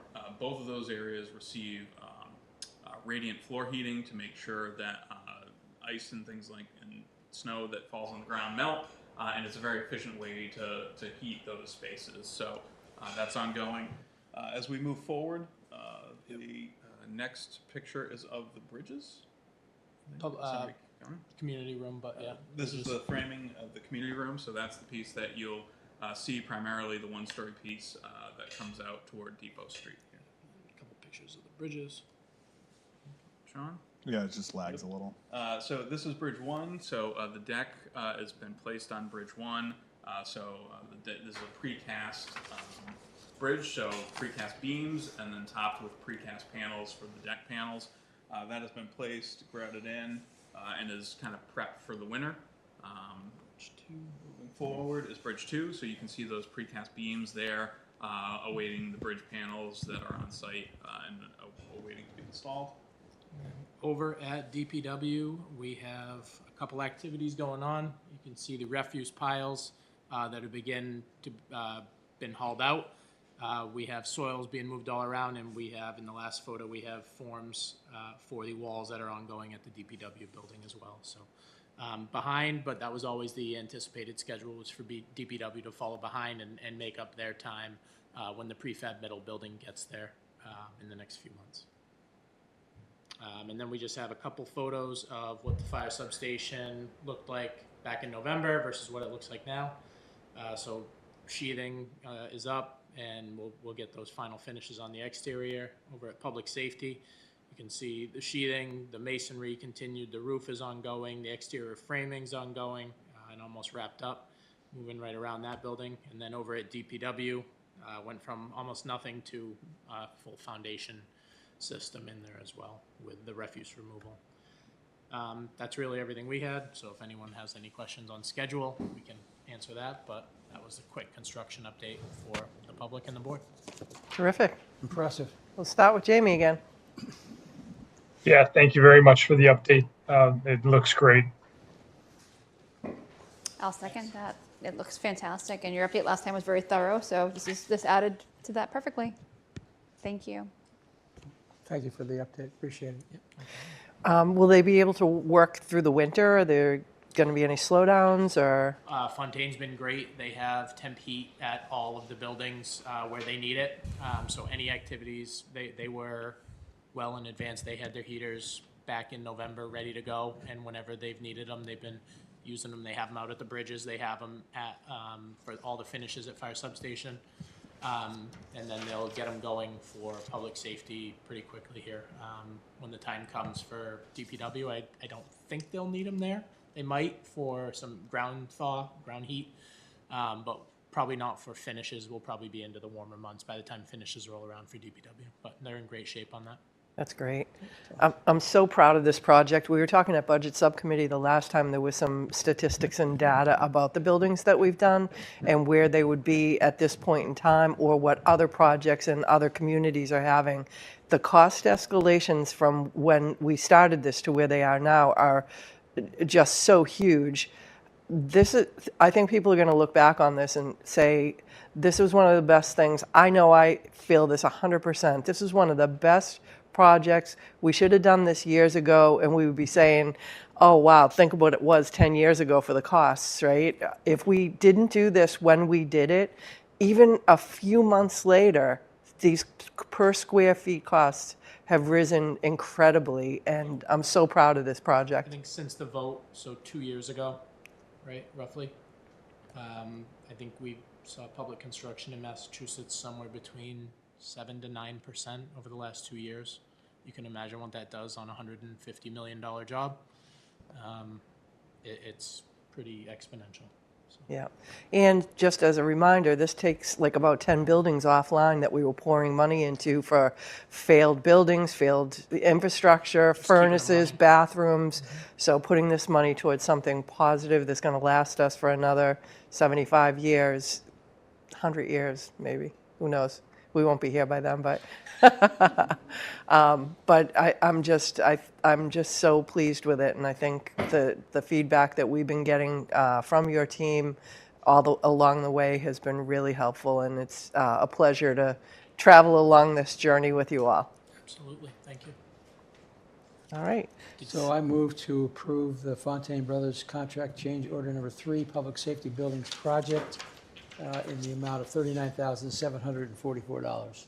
Second. That's Bodger and Stacy. Roll call vote. Jamie? Evans, yes. Stacy, yes. Full Janetti, yes? Barger, yes. All right. It's Thank done. you. Thank you. gentlemen. Oh, have a good Have a night. nice holiday. All right.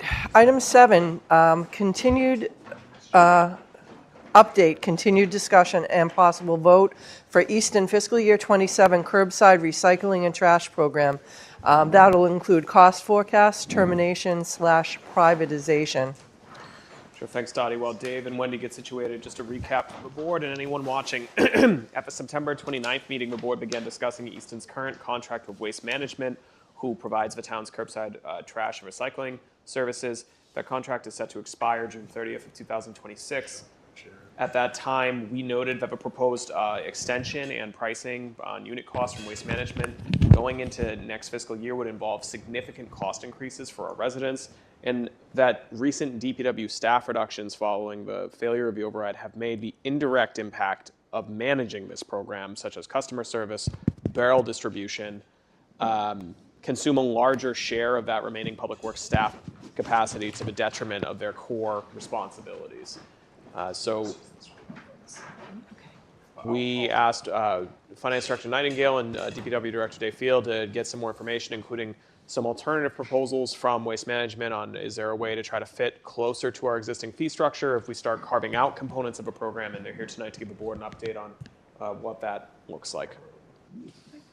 Good evening. Good evening, thank you. So just want to start with an update on the program and just kind of where we are. We've done a cost analysis. Okay. So just for a little bit of background, our program was established in fiscal 2007, so this is actually our 20th year. Currently offer weekly curbside recycling and trash collection with bulk item collection 6 times a year. And the current quarterly fee is $100. Additional barrels are $50 each. And if people don't have an additional barrel, they have extra trash, then they can also purchase bags for extra trash disposal. DPW handles the customer service billing and the barrel distribution and any repairs. And we've had a contract with Waste Management from the beginning as our collector and our contractor. As far as the program fee history goes, so in the beginning, we charged $65 a quarter. We were able to maintain that for a number of years, and then in 2013, it went up to $70, and then $80, $90, and now we're at $100 a quarter. However, our costs just keep outpacing, this fee that we're charging. So the pricing went up $35 a quarter over 20 years? Yes. Yeah, that really good job keeping those costs there. And really what's contributing to that is the additional cost in recycling disposal. At the beginning of the program, we used to actually make money on that for a long time, but now we actually have to pay to dispose of that. It's less than the trash, but there's still a cost to that, and it's about $14,000 a month just for the disposal alone, for recycling.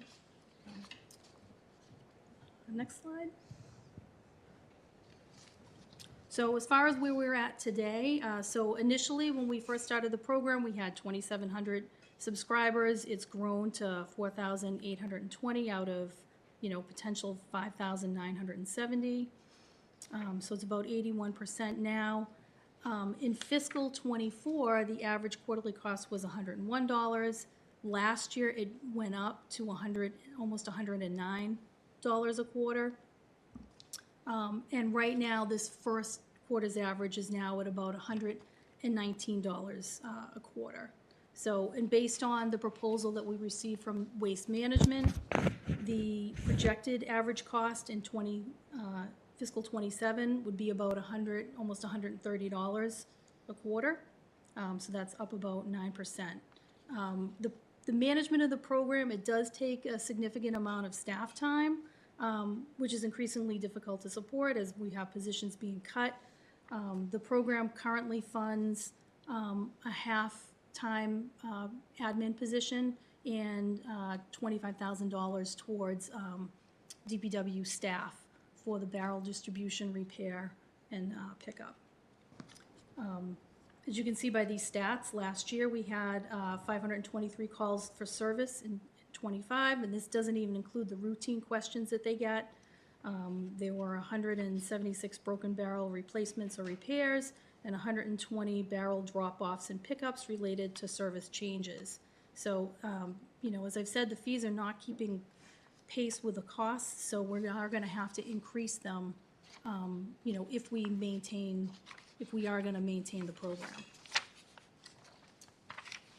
So, I mean, basically, in conclusion, we're kind of at a crossroads at this point, because, I mean, we're looking at a significant fee increase, you know, $100 a quarter to, you know, $130 a quarter. And we're at a point where there's basically, you know, a couple of options. So you could increase the fees. That's the first option. If you increase from $100 to $130 a quarter, we would also put additional staffing into this cost structure in order to keep up with the demand on staff time. And then based on the 3-year proposal that we got from Waste Management, you'd be looking at an increase to 130, and then if you wanted to keep a 3-year schedule, then it would be about $105, you know, each year a quarter. So 130, 135, and 140. You could also reduce the services if you maintain the program, and you could reduce services to charge a lesser increase. So you would go to biweekly recycling. When we first started the program with single stream recycling, we were at a biweekly frequency. You could go back to that. You could eliminate the bulk sweeps, the 6 bulk sweeps per year, and people could just make an appointment to pick up and pay a fee. This would reduce the increase by like $15. Personally, I'm not a fan of that. You're still giving a significant increase and offering less service. I think that, to me, that would not be optimal. So all those things together are equal $15 less? Yes. Okay. Yep. Or you could discontinue the program. I mean, we're not required to provide the trash services. Residents could just contract directly with Waste Management. They could stay on the program with Waste Management, but Waste Management would then bill them instead of the town, and they would handle all the services and the barrel distribution. Or residents could just pick another vendor of their choice if they wanted to do that. So that's the update for where we're at today. So do we know what the cost would be on a quarterly basis if we went to privatization, if we just individual members of the community would make their own agreement with the company? No, we don't. So there's a very wide range of cost structures that the private haulers are charging. Waste Management hasn't given us a cost, but there are private customers in Easton, mostly in like a few subdivisions that are private roads that are gated communities where Waste Management does pick up. So they do have private subscribers, but they haven't shared that information with us. Mm-hmm. Typically, we do get calls from people wanting to migrate from our service when they're private hauler, because we still have just under 2,000 people are private haulers in Easton. And we'll get periodically a call that, oh, they've upped my rates, so I want to go to the town system. We'll set them all up, and then they'll call and cancel us and say, oh no, they beat our price once we get it. So we're in the ballpark with what's out there in the market. Neighboring towns, Norton and Foxborough, are completely 100% private hauler. Easton used to be private hauler after our landfill shut down, and we discontinued our trash service. So this is not unforeseen. But from the DPW point of view, this is the one service that we provide that's not a core function of DPW. Our main goal is to maintain our infrastructure of our buildings, our roads, our parks, water, sewer, drainage. This is a service, the only service that if you privatize, you do not have to pay prevailing wage. So we couldn't hire someone to maintain our water system without them doing that at prevailing wage. Not that we're ever talking about doing that. But in this one, we have to pay waste management prevailing wage to pick up our trash. When it goes private hauler, that goes away, that requirement goes away. So. But to summarize, though, Craig, to your question, it's hard for us to get, and we can ask, but it's to Dave's point, when it's house to house and individual to individual, it's sort of like asking what's the typical rate somebody pays for their cable package, right? It's going to be dependent on the services that they're asking for. We really can't guess what that would be. Yeah, I asked some of my neighbors who have private haulers, and they don't know what they say, I don't know what we're paying, you know. So I said, okay, fine. Just out of curiosity, when I saw them, you know. I would offer a similar piece of commentary as I did with the ambulance, that this, I don't think the finance director, DPW director are framing this as that this somehow is more cost effective or saves money. This is a kind of operational decision and a policy level decision for the board and Public Works, because I believe DPW general fund staff is somewhere around 22 positions, and 2 have been cut, 2 are vacant. Is that about right? So you're down 4 out of 22 positions. The ongoing operating impact of managing this program, it's not mandated by law that we manage, it has reached a tipping point, no pun intended, to Wendy's point. And given the significant cost increases, that's what's incentivizing this conversation, not because we think that it's necessarily cheaper. We wish there was a cheaper option, but that's out of our ability to guarantee. If I could add one more. This was something that came up as an issue this year of us preventing us from completing our core mission. We were trying to install drainage and get certain things ready for paving this year. We couldn't put a crew together for a whole week to work on our core infrastructure. We had to pull people off to do barrel drops, repairs, things like that. So it is interfering with our mission now that we're down 2 positions. Jamie. So Wendy, I think I heard you right, that if we went with, and I'm just going to use the 3-year fee schedule for a moment. Yep. If we went with that, with the escalation, it would cover the costs and also help the DPW by funding the positions that right now are just not available. Right, we're running out of bandwidth. Is that correct, Wendy? That's correct. It would help to fund existing staff. Help to fund or fully fund? So right now, $25,000 is funded through the solid waste recycling enterprise account for highway staff, but you would need that to be about $120,000 to have a full position, and that's not. I don't think that's on the table right now. I have bigger needs, operational needs, than the trash program for highway. So if there was funding opportunity, I wouldn't use it for highway, for solid waste recycling. But it would aid the general operating fund, but again, it wouldn't help our DPW staffing. It's not going to increase our staffing levels. Jen? My reaction looking at this is I don't feel that like a reduction in services would really work. I mean, the bulk sweep piece, like maybe, but I think recycling has increased for so many households so much over the past 2 decades that bi-weekly would be confusing. You'd probably be getting more phone calls. I'm seeing barrels out at weird times, and I don't know. I just don't think that would work. So my gut is just that's not even an option. But I'm still thinking through the fees and the discontinuation piece a bit. I'm concerned that you raised that you were talking about having to shift major plans to support the program when we were having conversations about like sinkholes and other more emergency type situations. And I mean, the condition, there's a lot of other things that are critical as opposed to this, but it's a hard pill to swallow that people are going to be paying more. But no matter what path is chosen here, there's going to be an increase in cost because recycling is going through the roof as their service across the board. So that's where I'm at right now, thinking through it. I don't feel like the juice is worth the squeeze, so to speak. You know, we're so short-staffed. Putting anybody on this right now, whether it's a small amount of time or a large amount of time, it's unpredictable. And it's not like, you know, oh, you did your 5 hours a week, you can't take those next 6 calls that come in.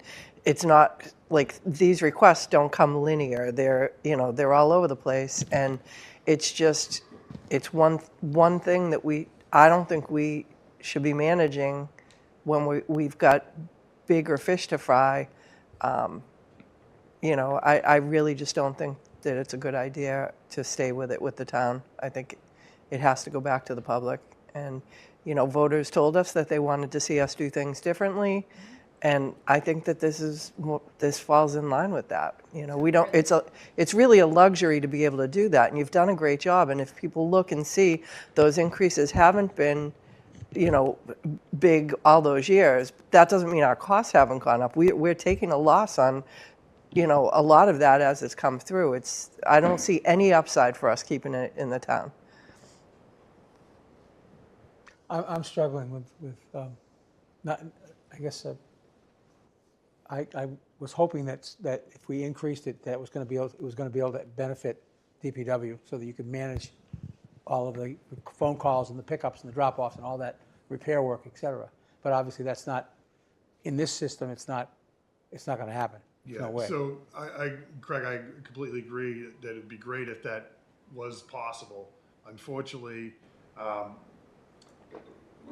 administrative office assistant, almost 100% of her time is on trash. Yeah. And right now, if we shifted and added more salary into that, her full salary is paid out of the water enterprise. So it doesn't really change anything, and it still results in us being overloaded. Although we manage the system as best we can, we ultimately don't provide the service. And Waste Management's done a great job by us over the years, and it's a very hard business. But just in the last month, they've had 8 times where they've had breakdowns and haven't been able to finish routes. What that does is leads to about 50 phone calls the next day that they, you know, my trash hasn't been picked up. So that's not a call for service per se. We just say they haven't finished the route, they'll get it, and then hopefully they will collect it. But the ramifications of administering this system, it's not just as cut and dry, like, let's just shift more money. You'd have to hire more people. And if I want to hire more people, I want them to do the infrastructure core issues we have in the town and not just manage a service that most likely can be provided privately for a similar cost. Did you have a conversation with them to see if they'd be amenable to having an opt-in system from people who already have it, like just move this all over to them so that they still, you know, people would have to quit them if they wanted to? Yes. So we did speak with the account manager. And she's talked to operations, and they indicated, you know, initially, this is very informally, but yeah, they would take everyone over as a default. If they wanted to opt out, they could, but we could probably do something to roll everyone into a private service come July 1 if we wanted to end it. So we wouldn't leave people out in the cold. There would be a way to, you know, put them into a new service or explain their service options. Waste Management indicated they would work with us on that.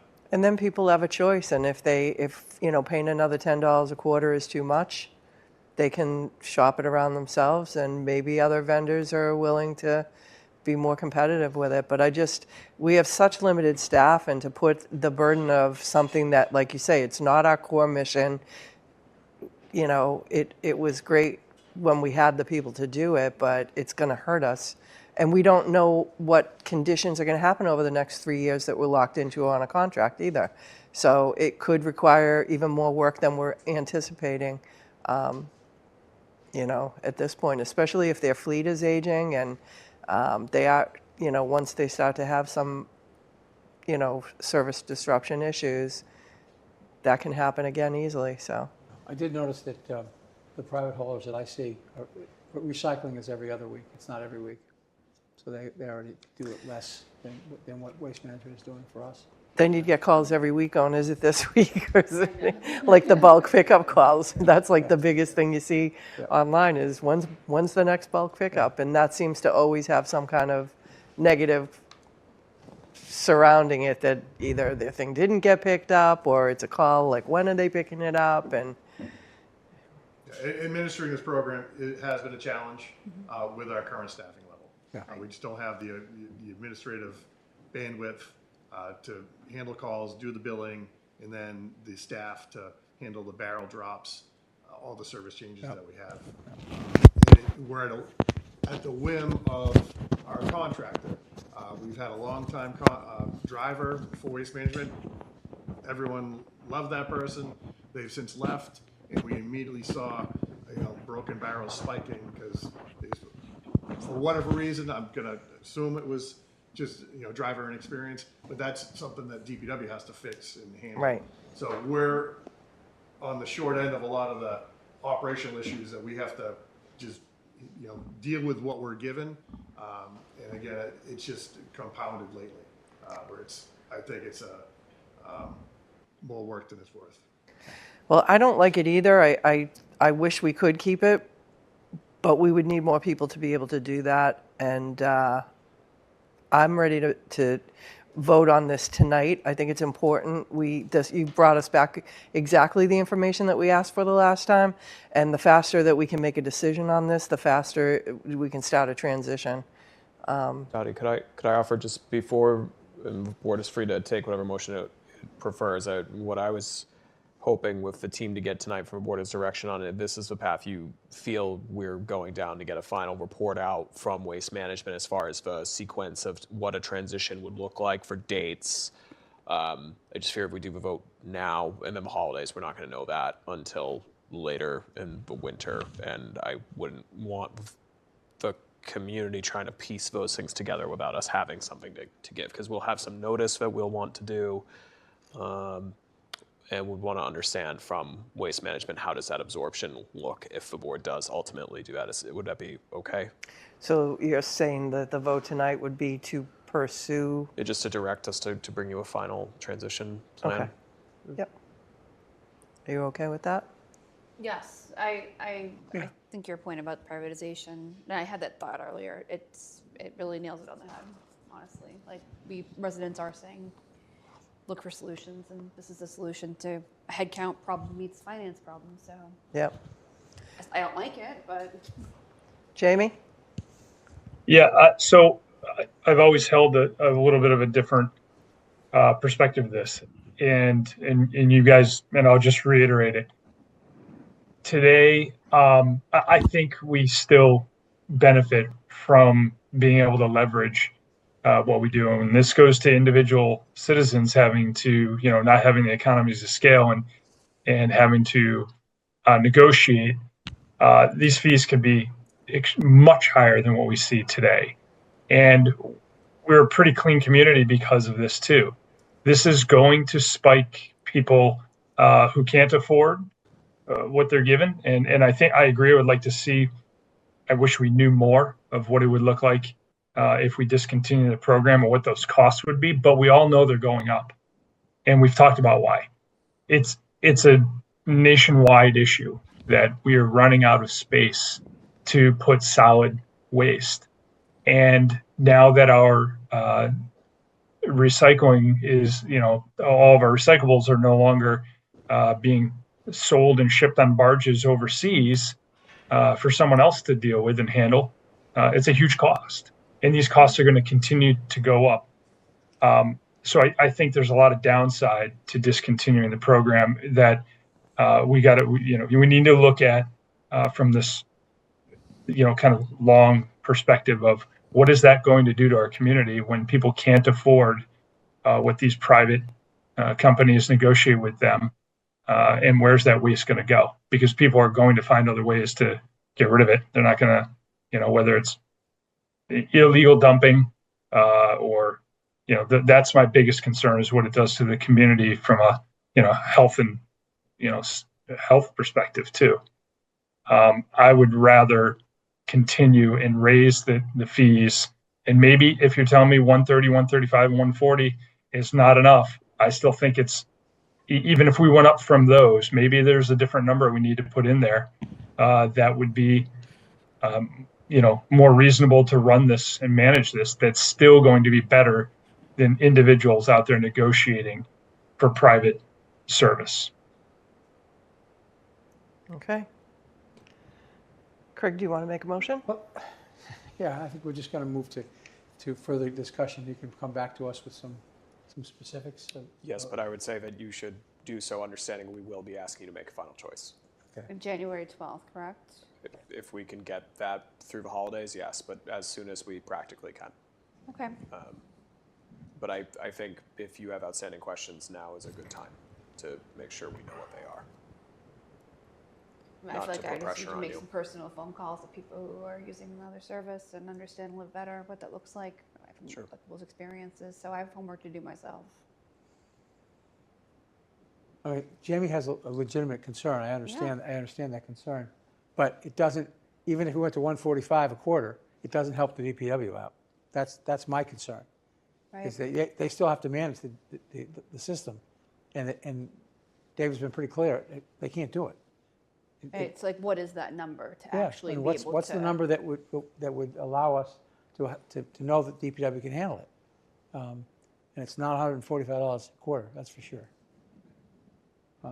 But I also understand Jamie's concerns too. Yeah, no, I agree. Be a 3-year contract. We couldn't do a 1 year and see how things go with a potential override or. We've done shorter contracts. The challenge we have is that we have retained earnings in this account from a variety of factors that are helping offset the fact that what we are doing, even if they would match the exact fee today, it's not enough.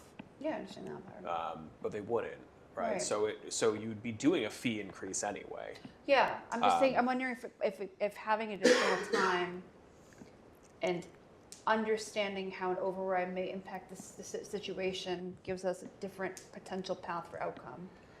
It's a bunch of pieces of maybe this, maybe that lining up, but I don't know. Yes, I think the concern that the board is getting at here is that even if you raise the enterprise fee, it doesn't change the fact that the indirect impact on a very lean general fund staff is significant. And so, Jen, what you're referencing is maybe if there's an override, is that better? Perhaps.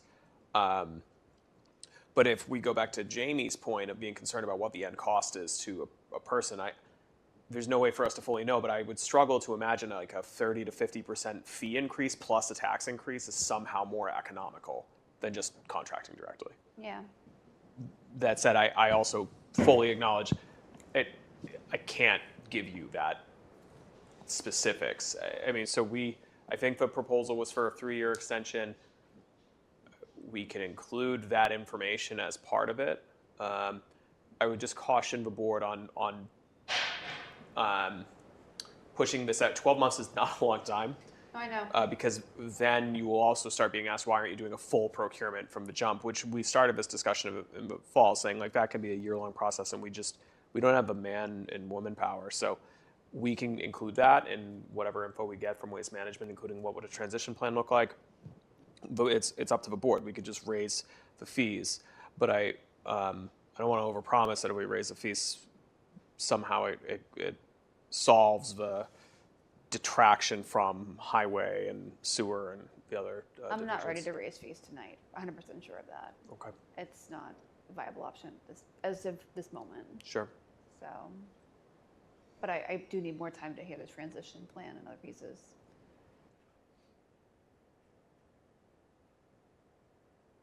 So we're going to move the discussion until January 12th. Then we're going to wait for additional information. That's the vote, right? Do we have to vote tonight or just I'm not sure what is the. just We're voting to Direct move us to come forward to you with it. a final transition plan. Yeah. the board is free to vote no on it, the plan, but I would like to at least know we have the buy-in to do, because all of this is work. Right, so. If we think right now there's no way that we're going to take it away from the DPW, no matter what the fee changes are, Right, then we yeah, need to let them then I would know that spare now them so that. they don't spend more time trying to dig in and look at it if we know that 3 of us are going to say, even if you raise it to 160, we still know that there's an impact to the DPW staff. Does that make sense? Yeah, no, I'm very much, I'm probably slightly leaning more toward discontinue at this point, but I just need more information on Yep. what that transition looks like, and any other pieces that I can just explore my own quickly. And Then it's a heavy decision. Yeah. Then the vote would be to have them move forward with more information about a transition plan, and we can vote it at that point. So that's the motion, to move forward with more information for a transition plan. Okay, are you making the motion now? Yeah, I Okay. just did. Okay, second. That's Bodger and Stacy. Stebbins, yes. Stacy, yes. Full Janetti, yes? Yes. Great, thank you. Thank you. We know it's a difficult. Thanks, Dave and Wendy. All right, next We'll leave a happier note, the next item. we have contract DPW 2026. It's weird to see that number, -02. Gill Engineering for engineering services for Main Street and Queeset Brook Culvert. Yes, and I want to thank Deputy Director Greg Swan, who's done the most work on this. Applying for the small bridge grant through Mass DOT, we were able to get a small bridge grant for design of this culvert, a culvert that's in dire need of some repair work, and we've gotten a construction grant as well. This contract with Gill Engineering would be, which is $41,610, would be paid entirely through that small bridge grant. And the small bridge grant would also fund the construction. So I recommend award of this contract. Gill is the engineering firm who helped us with the South Street culvert and has been working on the Main Street culvert since our first award. Terrific. Any questions, comments? No? And the grant is sufficient to cover both the engineering and the construction of the? Yes. So it's a total replacement of the culvert? No, so this is a repair. So there's a severe scour underneath the culvert. So basically underwater inspections revealed that basically there's void space. And so it's in need of repair. Mass DOT performs the bridge inspections in 2020 and alerted us to the scour condition, recommended we apply for the grant. We did the design work, and now we have the construction grant in hand.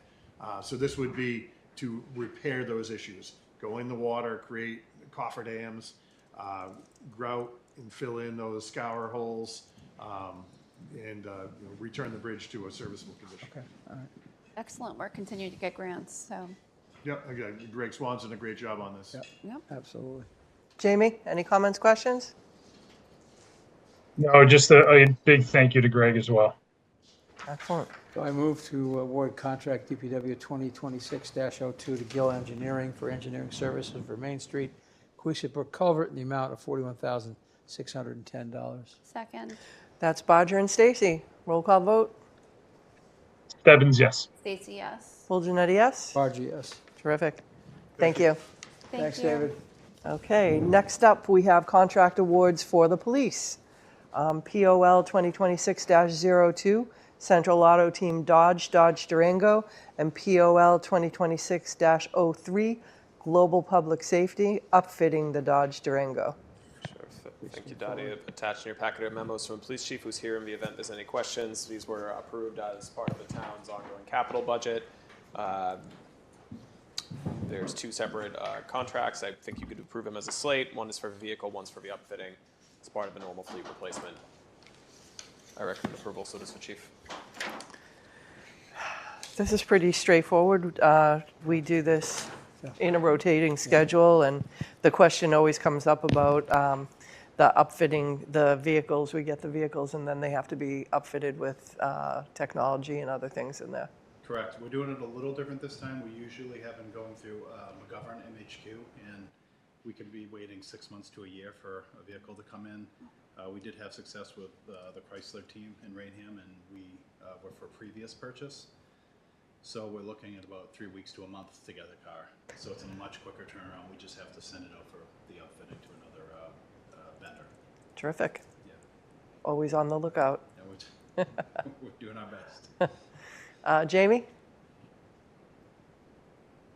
Thank you, Chief Boone, and for just continuing to run that department the way you do and as efficiently as you and all the officers do. It's been, and again, this is an important program because we talk about response times, and this is critical. We need to have vehicles that are going to be mechanically sound to get to a very large. We have a lot of ground to cover in Easton, and I appreciate all the work you do in making sure we do that. Thank you. Well said, Jamie.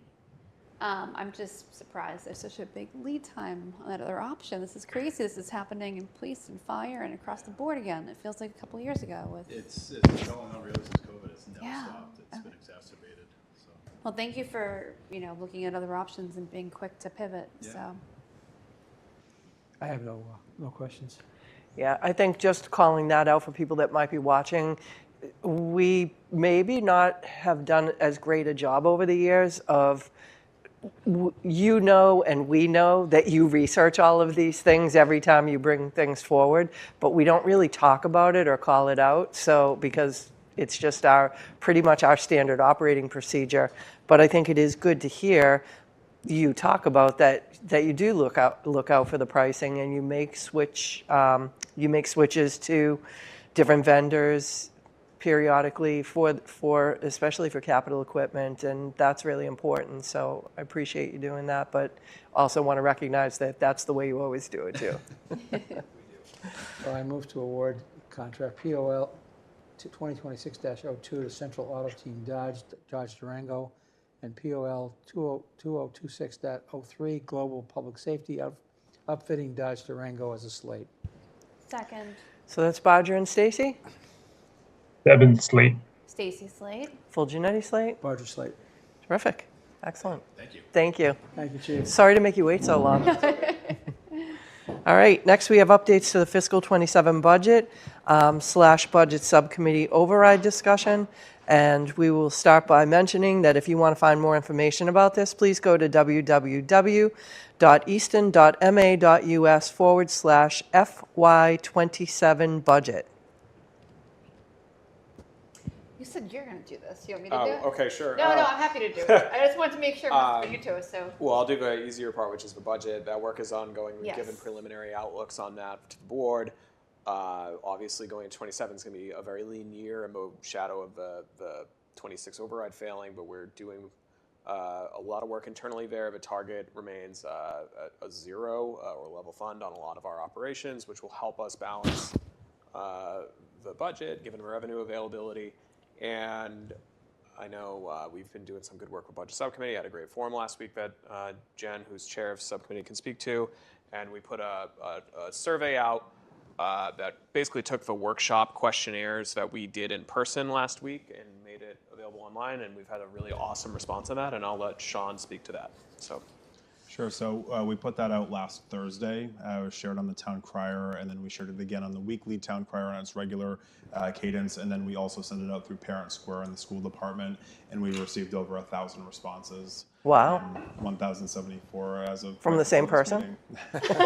All dfullgenetti@gmail.com. But yeah, it's been a really great response, and we did have that question about whether or not we can make it unique. The way to make it one unique response per person would be to sign up and set up an account, which would then de-incentivize people from even responding. So, but we've got an overwhelming response, and when we do get to the next budget subcommittee meeting, we'll be sharing those results with the subcommittee as they make that recommendation.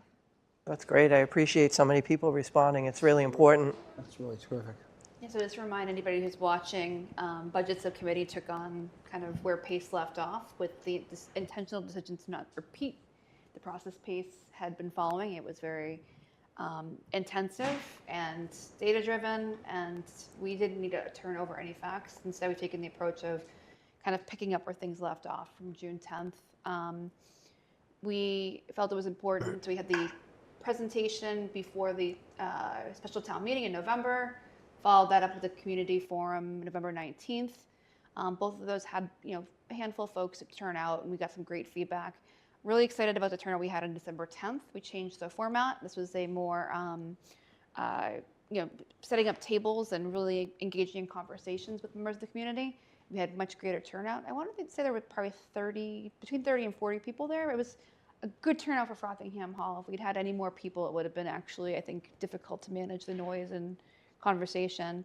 And the 4 questions, as Sean mentioned, were the way the discussions were generally guided at each table. So I think we got good feedback on what was important to people in terms of services and, obviously public safety, DPW, and I'd say education really rose to the top as consistent responses on that. Folks had, opinions on the questions around override and how we proceed with that. Some great input, I think. And then, on the communications piece, we had some good discussion that I think clarified some misunderstandings, or just, I'd say clarified some concern about outreach. And as we discussed during the forum, it's really important to continue to get the community more engaged in helping with this, because there's 5 of us. We don't multiply very well when it comes to outreach in a community as large as this. So I'm hoping that I felt like a positive sign that folks are more engaged listening. And then the questions folks have are great. Several town leaders were there offering input and answering questions. So I felt very good coming out of that discussion. Can you talk about what let people know what the 4 questions were? Yes, John, can you pull them up? Because I know off the top of my head, I kind of just went through them without, but it was very much like winging it. Like, I think Sure. reading So them would be good. the first question was, what public services are important to you? And these are the same 4 questions that were in the survey. The second question was, is there any type of override, any type or option of an override that you would be willing to support? And that's single purpose, menu, pyramid, multi-year, or none at all. And then the third question was, for Easton's budget next year, which approach would you prefer? No override, all budget cuts, mix of override and budget cuts, or all override, fewer budget cuts. And then the last one was just around communication and how we can reach the public on important topics, because we think we know the right method, but other people might say, oh, I'd get it better if it was in person, or if it was digital, or if it was mailed to my home. And so, like Jen said, there was some good discussion around that.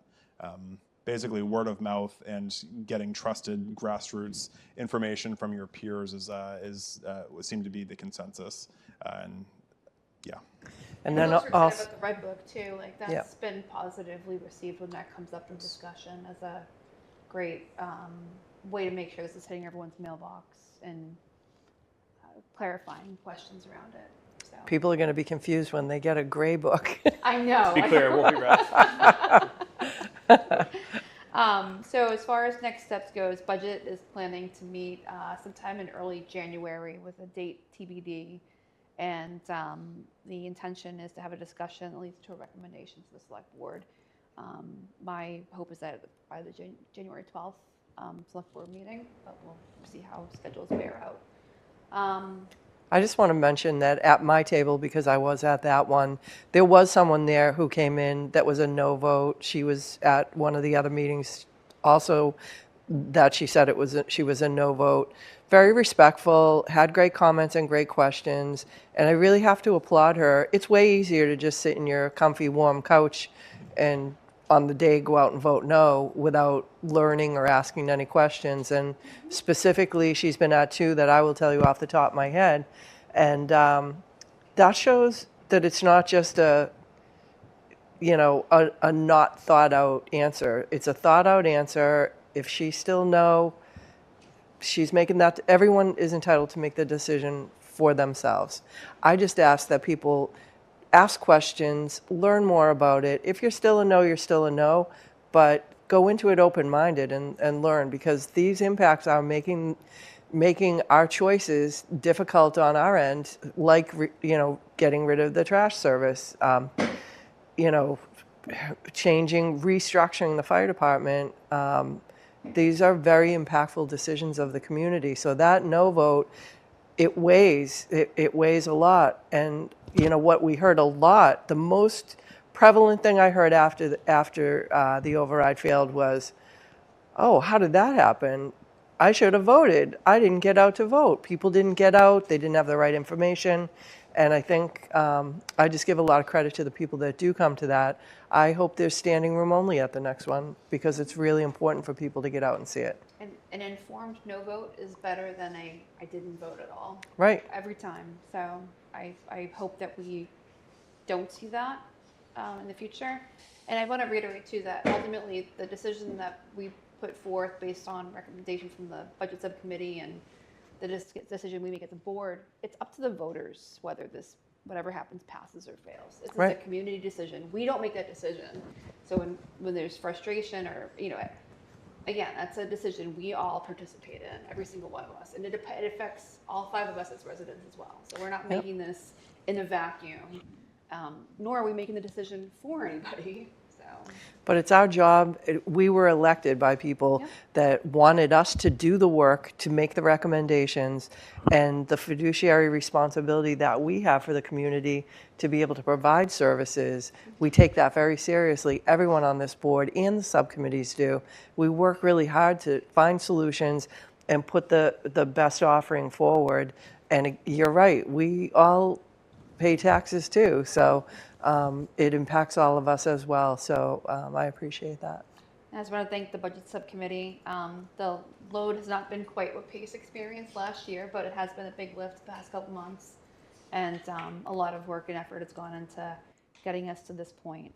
So I'm energized by December 10th. I feel positive. It was a good community engagement moment, and I'm cautiously optimistic that we'll have momentum coming from that and hopefully some other things in the future. So. And I want to thank you and Jamie for doing such a great job leading the group. Thank you. No, Jamie, do you want to add anything? You've done a lot of things Yeah. a little bit different this time. Thank you. It's been a big kind of. We knew things that the PACE did such a good job. Something didn't work. We had to think creatively on how to address it and change things up. So. Thank you. Yeah, the only thing I would add, Jen, is I just want to acknowledge Dr. Cabral. It was her suggestion that we do the breakout tables and also change up questions a little bit.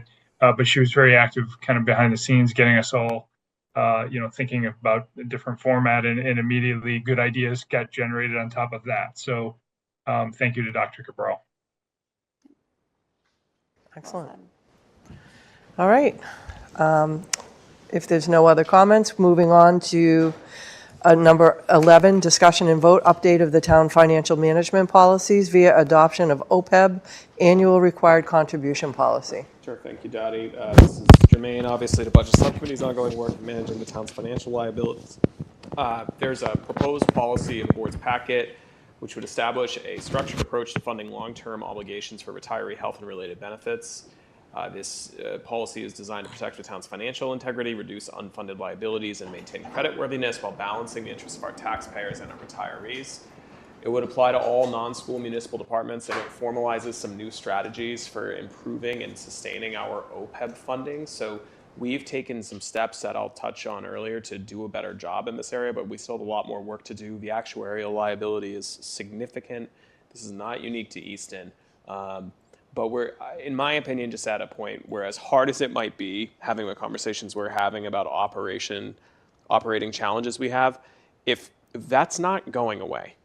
And so if we wait for some future day where there's no pressing operating pinch to more seriously tackle OPEB, we're not going to do it. And this board's been very supportive of formalizing and taking important steps here.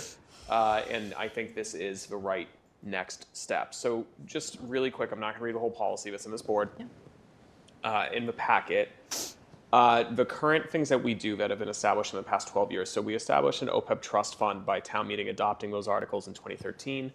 We have periodically transferred about $200,000 of available funds into the trust fund. We began small $25,000 annual operating contributions recurring in fiscal 22. And this summer reached our most significant milestone yet of reaching an agreement with all town and school unions to begin active employee paycheck deductions into that OPEB trust fund. So those are all good things. And so we're starting to kind of get off the ground. But we have, I think 550,000 or so in the trust fund. Right. And the actuarial liability is over 100 million. Yeah. And for folks listening, I say actuarial liability on purpose, which is we don't owe 100 million on benefits. We're not underwater on benefits. We pay them as in each budget year. But as the board is acutely aware, as we have been getting smothered by the cost of healthcare premiums that have basically blotted out the sun of all the good new growth that the town has incentive, because that's something that comes up. People say, why do we have the best new growth we've ever had? And we need an override. Well, because regrettably, that new growth from development has really boosted our tax levy growth without an override and been just hosed by healthcare premiums going up 25% in 2 years, really nullifying that benefit. And so we need to, in my opinion, and Wendy will testify, she and I had many spirited debates about this policy, but I think we need to keep a foot on the gas here, because it's never going to get easy. There's never going to be a time where it's like, now we have time for future liabilities. So the difference here. Maybe the next time we're looking to build new police, fire, and DPW stations Yes. in 75 years. Not our problem. So what this would do is do a few things. One is right now we have those $25,000 recurring contributions, much like we used to have snow and ice at 188,000, which was less than an auto bin. And so we made a conscious choice to increase that by 100,000 a year until it reached 488, which has served us well. We're proposing increasing that by 10,000, this $25,000 amount by 10,000 a year until we reach a baseline level of 100,000 a year. And that this would be revisited as this policy evolves and more revenue streams continue to grow in town.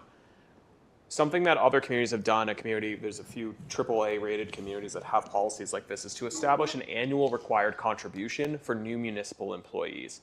And so what we're recommending is beginning in fiscal 27 next July, that the town, when we hire a new person, which we're not doing a ton of hiring right now, but there are times where somebody retires, it's an essential position that has to be replaced, that as part of the savings that you organically typically see when someone retires near the peak of their career earnings and they're replaced by a newer person of a career, there's some savings there, is to grab some of that in that department. And what we're proposing now is for a board to initially set a $2,000 per new employee that goes in that department's budget, right? Because something that came up a lot through the PACE process that we see in budgets across the Commonwealth is people look at the town operations, the school operations, and then there's this kind of amorphous blob of fixed costs that's growing and growing. And this will put some more direct connective tissue between an operating department that has more employees having those annual contributions into the trust.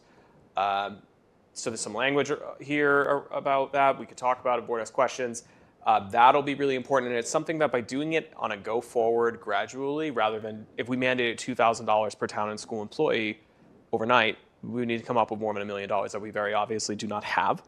But if we do it this way, it's not going to fundamentally alter our OPEB liability tomorrow, but over 5, 10, 15 years, that'll add up and will be done so in a way that doesn't immediately pinch the operating budgets and will help us start to really knock down on that actuarial liability, because when these policies are on the books, those 10, 20, and 30-year forecasts can look at these policies and say, okay, they're going to have a lot more revenue coming in to knock down some of this liability. And then finally, a piece of the new policy I recommend is dedicating a specified percentage of free cash to the OPEB trust. So we have policies right now that speak to a minimum of 25% of free cash going into the stabilization fund every year, a maximum of 50% of free cash going into the operating budget, which if we didn't have a structural revenue gap should be none. And Wendy and I are trying to take a blended approach where if we've met our fund balance target, which is a 10-year goal that we did actually meet for the past 3 or 4 years before the override, if our free cash and stabilization are equal or greater than 10% of our budget, what we would deem to be a really desirable, healthy reserve fund balance, then 15% of free cash has to go into the OPEB trust. If we're in the circumstance we're in now, which is that our reserve fund ratio is less than 10%, then we would still target a minimum of 5% of that free cash so that we get into the habit and we formalize that this has to happen.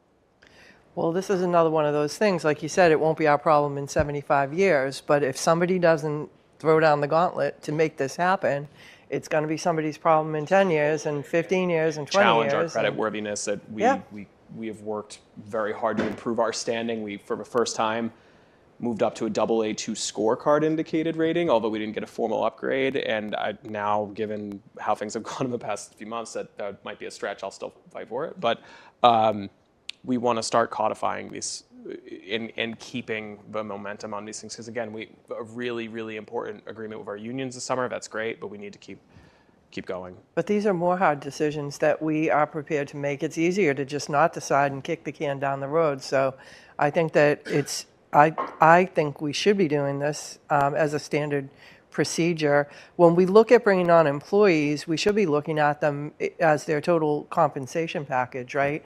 Which we usually will look at, well, that we got to look at what insurance costs also, but the OPEB is also part of that. Right. And I think that this is a really smart idea.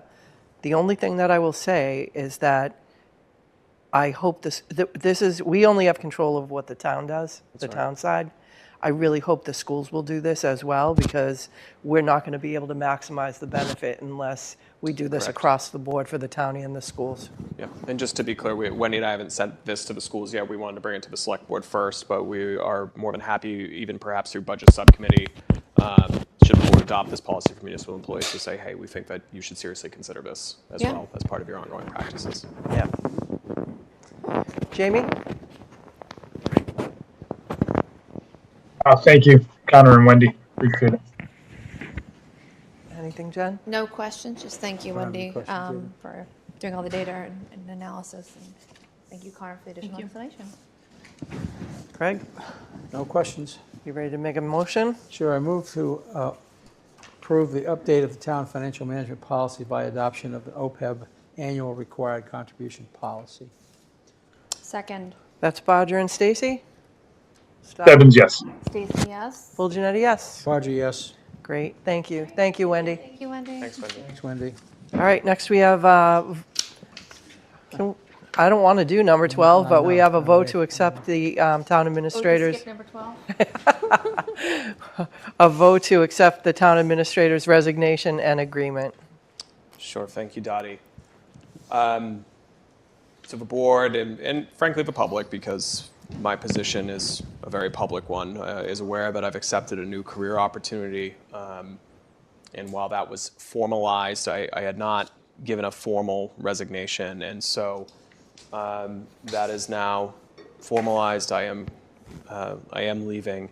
And so it's appropriate for me to formally resign. And so I wrote a letter for the board, if that was very difficult to write.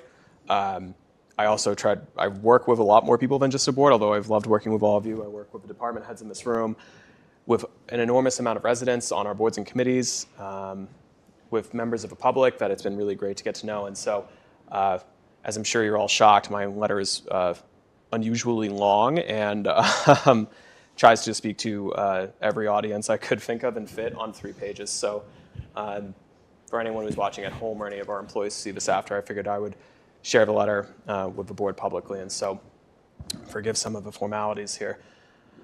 But dear Chair Fulgenetti, Vice Chair Barger, Members Lamb, Stacy, and Stebbins, it is with gratitude for 14 years of service to Easton that I tender my resignation as Town Administrator, effective January 31st, 2026.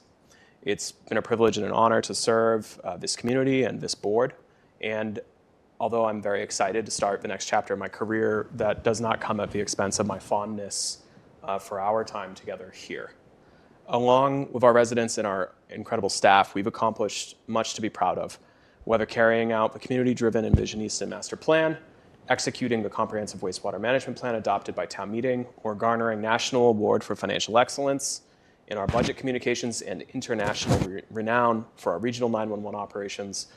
We've all been collectively driven by a shared mission to champion Easton's excellence now and into the future.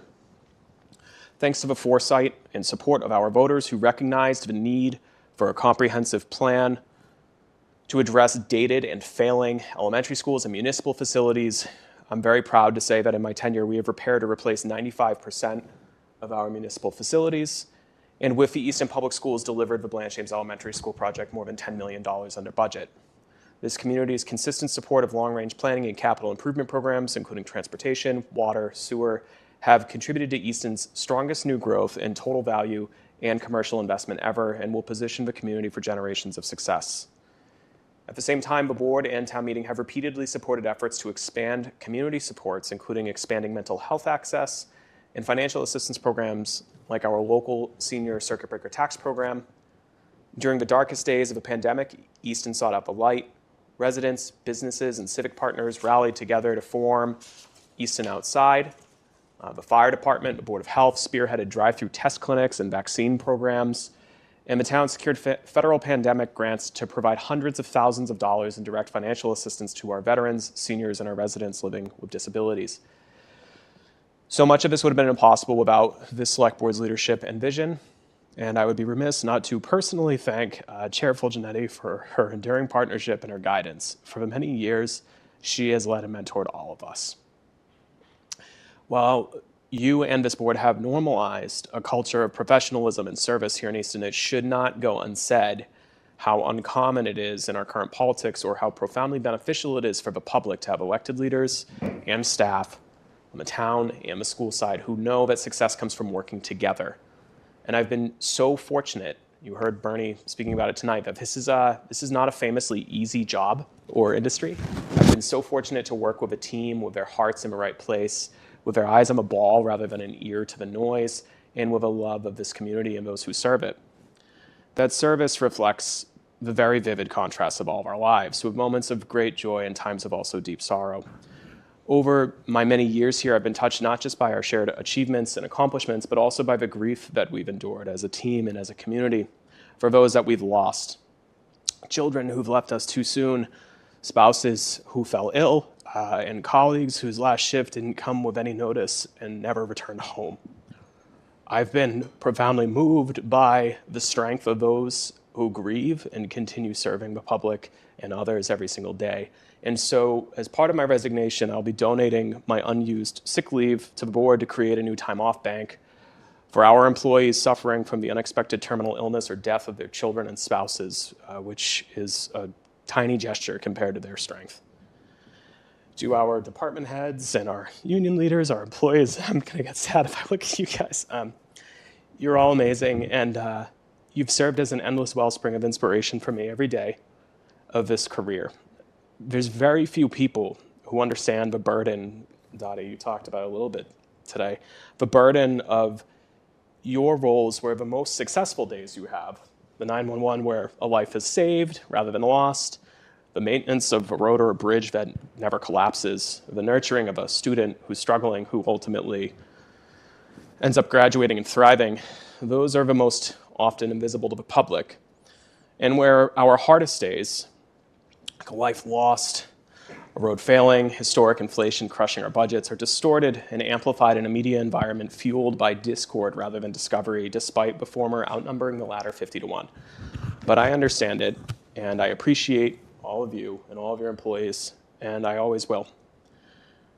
It's been an honor building and mentoring the team we have here, and I know that the department heads here, the staff, will continue to do great things long after I'm gone, as that greatness is much more a reflection of all of you than it is of me. To our town and school boards and committees, I've been really lucky to work with you. These jobs can be tough, but if you're not working with collaborative citizen boards and committees, they become impossible. Easton is extremely fortunate to have so many citizens on our boards and committees, the school committee, finance committee, board of health, planning, zoning, human rights, and more, who serve out of genuine concern for the neighbors and a desire to make their community a better place. And Easton couldn't function without all of you, so thank you all so much. To our residents, thank you for affording me the time that I've had to serve here as your town administrator.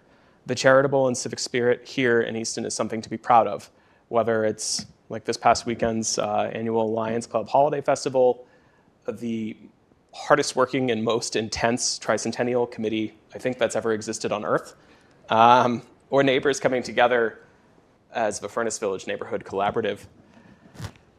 while I'm no longer young enough to believe that everyone agreed with every decision that I've had to make, I trust that most still understand that I care deeply about them, care about this community, and I've given my all to keep Easton the special place that it is. It's been a privilege to get to know so many of you, your families and your businesses, and I've learned so much from you, and I'll always appreciate you for it. As we know, and as every board meeting seems to make very obvious, Easton is at an inflection point, which will bring some significant and complex challenges, but also exciting opportunities to forge the path for the next 10 years. And doing so is going to call on all of us to go hard on the problems we face, but still be easy on each other. The employees who serve the public are exceptional, but they're also human beings, and they deserve respect. The board and committee members who volunteer on the public's behalf are tasked with guiding us into the future, but they're also your neighbors, doing their best to make tough calls with few of any easy choices. Be discerning of internet experts who promise simple answers to complex community questions, and be kind to each other, and remember that we all wish for our families, businesses, and community to thrive and succeed, even if we don't always see eye to eye on the exact path on how to get there. So long as the collective energy here is invested in those shared bonds of community, Easton's future will be bright. I have full confidence in Interim Town Administrator Dugan and the department heads here and their support of the board as we get to work recruiting the next town administrator, and that work obviously has already begun prior to my departure. I'm confident in this team's ability to keep Easton moving forward. And so as I reflect on our shared journey for the last time, although I'll be at, I think, 1 or 2 more meetings, I'll close by paraphrasing a poem by Mary Oliver that I like, that says, "To live in this world, you must be able to do 3 things. To love what is temporary, to hold it tight knowing you depend on it, and when the time comes to let it go, to let it go." So thank you all for letting me love this town and this job, holding tight to the responsibilities of my post, and for appreciating that while I will miss all of you dearly, my time has come to go. So thank you. Thank you, Connor. Jamie, do you have any comments or? Yeah, I do. I know who I'm calling the next time I have to write a resignation letter. Wow, it's pretty good. And I'll say that I have one other big benefit here tonight, being 1,200 miles away from you all, is I'm not in that room where I know emotions are, on people's sleeves right now. So I'm gonna use the benefit of being remote to keep my own emotions in check. Connor, it's been an absolute pleasure to get to serve on this, board and to serve with you. And you know that we all wish you the best and your family the best. And it said a lot when you chose to move to Easton too, because it showed that you do believe. That's putting your money where your mouth is, right? You believed in it enough to raise your family here, start your family here. And I'm just very glad that you'll continue to be a member of our community. And so we have that to take solace in knowing that we have a lot of good people that live in this town, including you and including your family. And we're going to continue to do a good job in making Easton the best it can be for all of our families and all of our constituents and all of our constituents' families. Oh. Yeah. Did you lose me? You got me back? All right. So we'll continue to build a very strong town that you're proud of and you're proud to continue to raise your family in. So thank you for all of your 14 years of service. That's been an amazing decade and a half of work, and the body of work is there for everybody to see. And your name's in a lot of places in this community, and it will be forever. So great work. Jen? It's been an absolute honor and a privilege to work with you over the past, in my capacity, 8 years or so. It's incredible what you've led Easton through. I mean, you're getting to leave feeling very good about what you've done here, and I hope you feel that and it reflected in your letter that you're very proud of this community. You understand the role you played. When my son was born, I was at the hospital. I made a comment about being so lucky to have a husband who was engaged and all these things that, like women say, oh, I'm so lucky. And she stopped me. She said, no. Like, it's not about luck. Like, you made a smart decision and surrounded yourself with good people. And like, don't forget that. It doesn't work out for everybody, of course, but like, give yourself that credit sometimes. And I'm thinking about that right now because this was a little bit of luck getting you here and getting all these awesome people in the room. But it honestly was just because of a lot of really smart decisions and like intentionality. And I think it just reflects community-wide. And your leadership and the way you think about people and building teams and running a complex organization, that's very, very little luck and a whole lot of like stars being lined up because of good decision making. So I appreciate that. And you leave behind amazing department heads that will carry on this work that will continue. And I'm really, really glad you're staying a town administrator because this world needs you in that role. You're so good at it. I wish with all my heart and soul it were still here. But keep doing what you're doing. And as we heard earlier, like it's a space where there's like less and less talent that was really trained in that space. And we'll see how that all bears out over time. But as a person who was trained in planning and believes that like people who come into that space with spirit, like I'm really, really glad you're staying in this space. And I really look forward to seeing your career continue to grow and watching the awesome things you do with regret, but also with mostly excitement for you. Thank you. I said to Dottie when I first saw the letter that I was having difficulties keeping my emotion in track, under control, particularly as I reflect back on that day when we sat in I think it was at the school, in the auditorium, at the small auditorium that the school department uses for their meetings. And we had an opportunity to interview 3 people for the job of town administrator. I was fortunate to be able to be one of 3 votes to hire you. As I have said over 9 years, I've never regretted that vote. I'm going to lose it a little bit here. I very much appreciate all the time and effort and thoughtfulness you put into this town. And personally, I'm going to miss you a lot. I miss you too. I don't have anything to say. It's been real. Goodbye.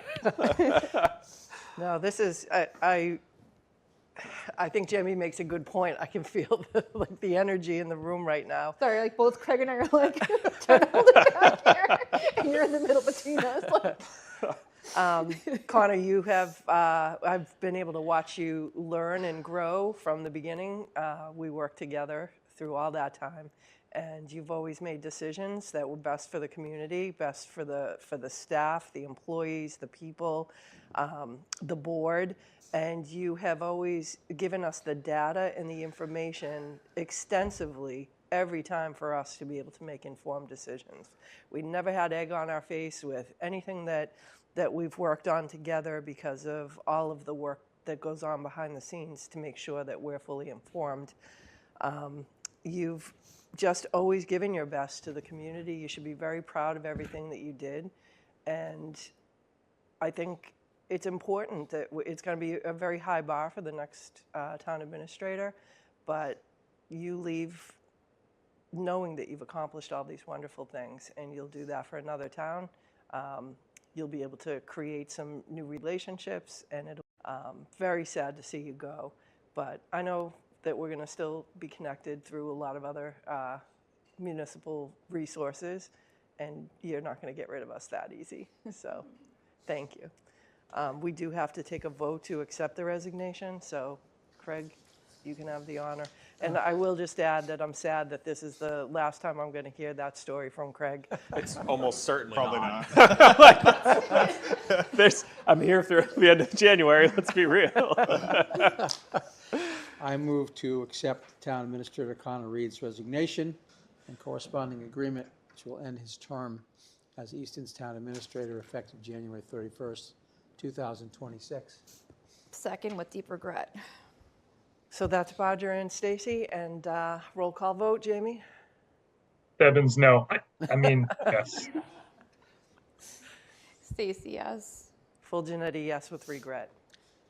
Barger with a great deal of regret, yes, and that's my birthday when your last day. Oh, I'm sorry. Wow. I didn't know. Oh, Craig. Well, it's my youngest daughter's birthday, although she wasn't around yet when I became acting town administrator, so we're coming full circle. Yep. Thank you. All right.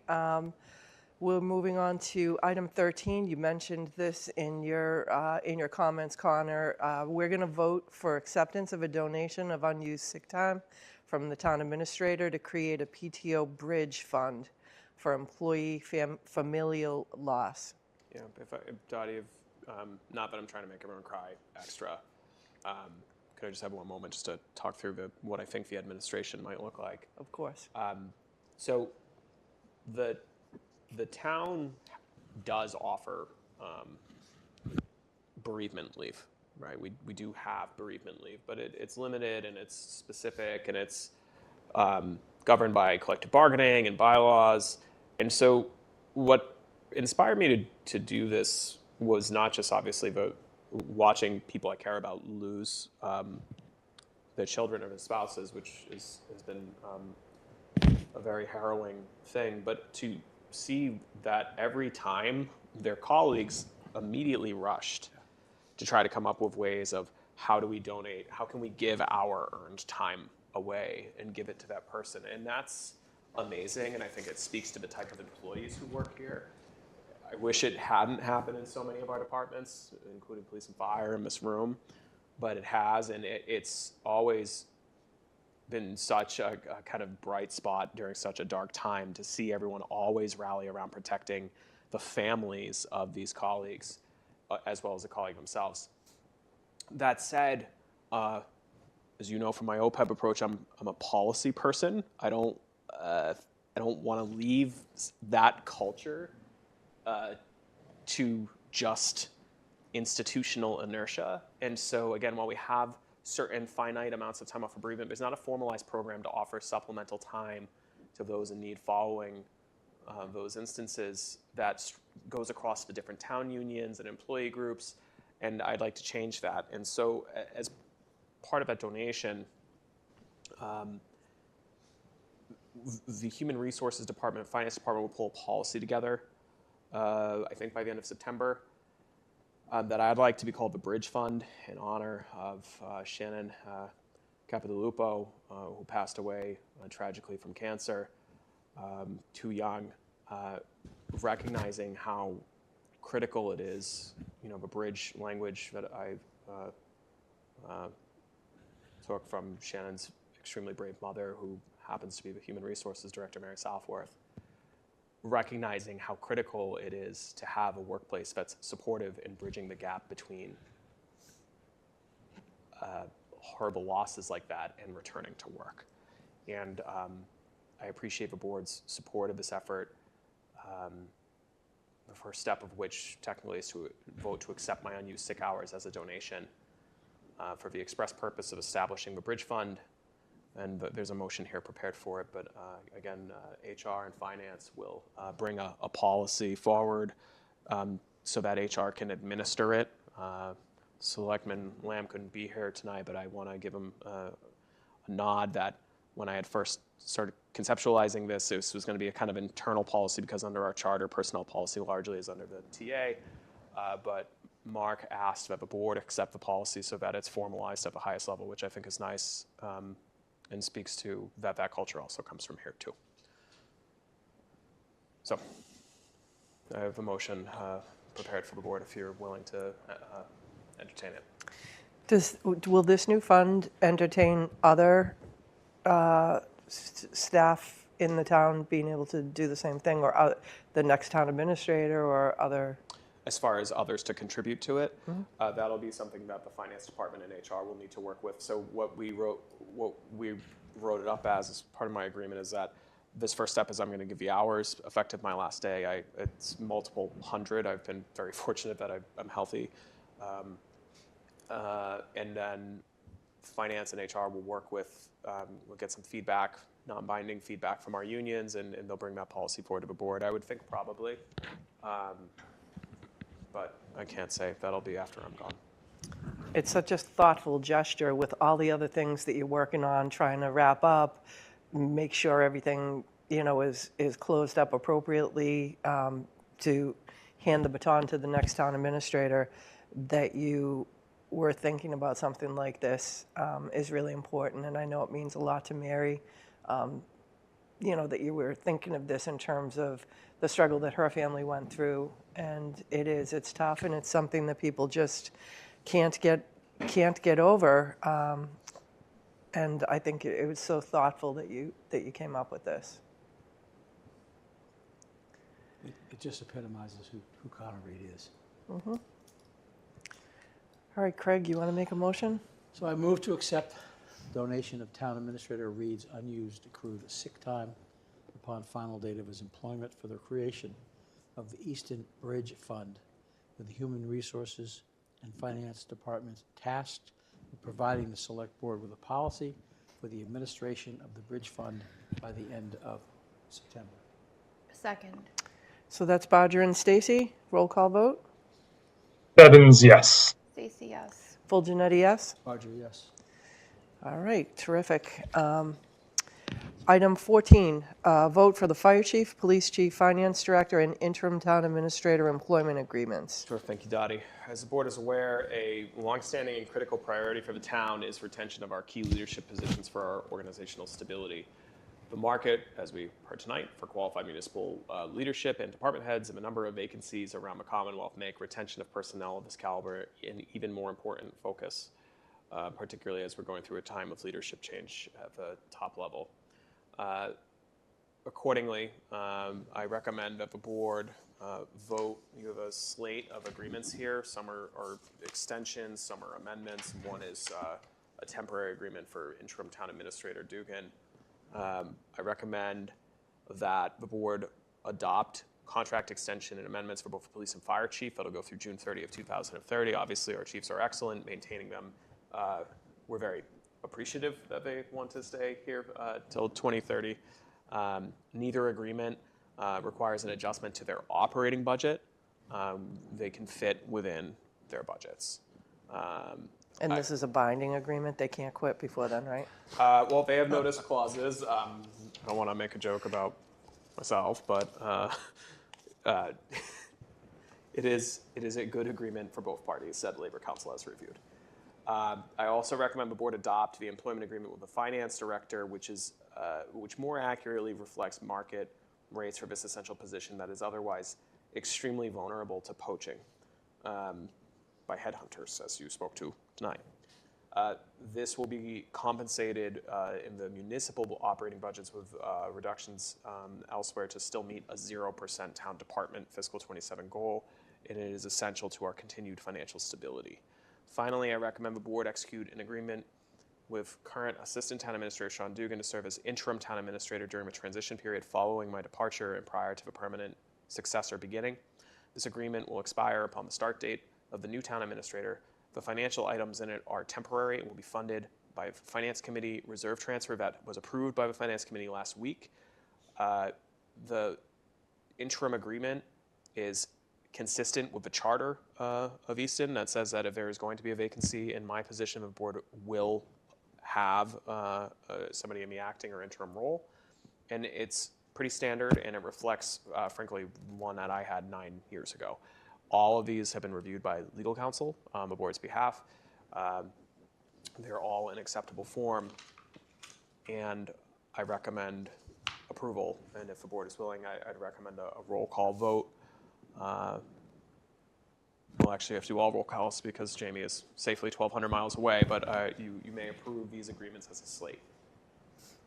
Really appreciate that our key department heads are still, committed to serving the town That means a lot, and we care about making sure that you're appropriately compensated, and we really appreciate you, Sean, for stepping up. It's going to be a big task for you, and you're going to crush it. I know you're going to do an awesome job, and we appreciate that. And I would be remiss if I didn't call out Elizabeth. I know you hate the attention, but Elizabeth just does an amazing job on a day-to-day basis, but the amount of work and effort that she's been putting in during this transitional period has been exceptional, and I just want to recognize and appreciate that. So I move to approve the referenced slate of employment agreements and amendments for Fire Chief Alexander, Police Chief Boone, Finance Director Nightingale, and Interim Administrator Dugan. Second. That's Bodger and Stacy? Stebbins, yes. I think it's Slate, right? Yes. Oh, sorry, Stebbins, Slate. Stacy Slate. Full Genetti slate? Barger slate. Terrific. Thank you for putting that all together. It was complex, a lot of work, and very important to make a smooth transition. All right, item 15, the annual personnel plan update. So I made a typo on the agenda, so it's in the TA notes, but not on the agenda. So we will address that at your meeting in January, but it's the annual submittal of the personnel plan that the board doesn't have to formally accept, but by charter you have a right to reject. You haven't. I would ask you not on my last month job, but you do have that right. So we'll make sure you do have it. It was provided to you, but I just had a typo on the agenda, so I apologize for that. And we'll Do we get to keep you if we reject it? No, then you just don't have any formal job descriptions either. So. Fine. You always have these answers that I don't want to hear. I think it's good for the select board to vote on that, even though it's not necessary, but it does show that we support it, and it's important to us. So, all right, we will table that to the next meeting. Do we need to take a vote to table it, or? No, it didn't make it to the posted agenda. Oh, okay. Acceptance of minutes dated December 3rd, 2025. So moved, Barger. Second. That's Bodger and Stacy. Stebbins, yes. Stacy, yes. Full Genetti, yes. Barger, yes. Town administrator notes. I've said plenty tonight. We've said too much. Assistant town administrator notes. Yeah, well, we've had a lot of heavy, weighty topics tonight, but on a high note, the last tricentennial event is going to be on the 27th, and many of us in this room are going to be there, and it'll be. Oh my gosh, that's a couple of weeks. Yeah. Wow. Yep. Yeah. Christmas is in 10 days. Oh. Ugh, harsh. So we're really looking forward to that as a team to round out the year. Excellent. I can't believe we're this far into the year. My focus is on I need to get something to wear for the gala. Us too. Topic of concern. All right, select board notes. Jamie, anything? Just thank you. I don't know if we called out the Lions Club and all the volunteers and the great work they did for the holiday festival. Just amazing turnout as always. And they're already doing their after action and talking about how to make next year better. So thank you to the Lions Club and all the volunteers. Thanks. Jen? Nothing for me tonight. Craig? I just want to wish Happy Hanukkah to our Jewish members of the community, and hope that they be aware and be safe. That's it. Thank you, Craig. I want to give a shout out to Oaks Ames Hall and the Easton Women of Today on Thanksgiving. They hosted a Thanksgiving dinner for people that might be home alone or just didn't have a way to celebrate and enjoy Thanksgiving. So there was probably about 30 or 40 people there. I did go up. Went up to volunteer to help, but they didn't need anything. They had it all under control, and it was amazing. It was really nice to spend time with people in the community that I had not met before or that I did know. I really thought it was great that the community came together to put that together. So they did a wonderful job, and they're talking about hopefully doing it annually. So just another exciting and important thing that just happens that might go unnoticed, but that make Easton such a great community. So On that high note, I will take a motion to adjourn. So moved, Bud. That's Bodger and Stacy. Yes. Stacy, yes. Janetti, yes?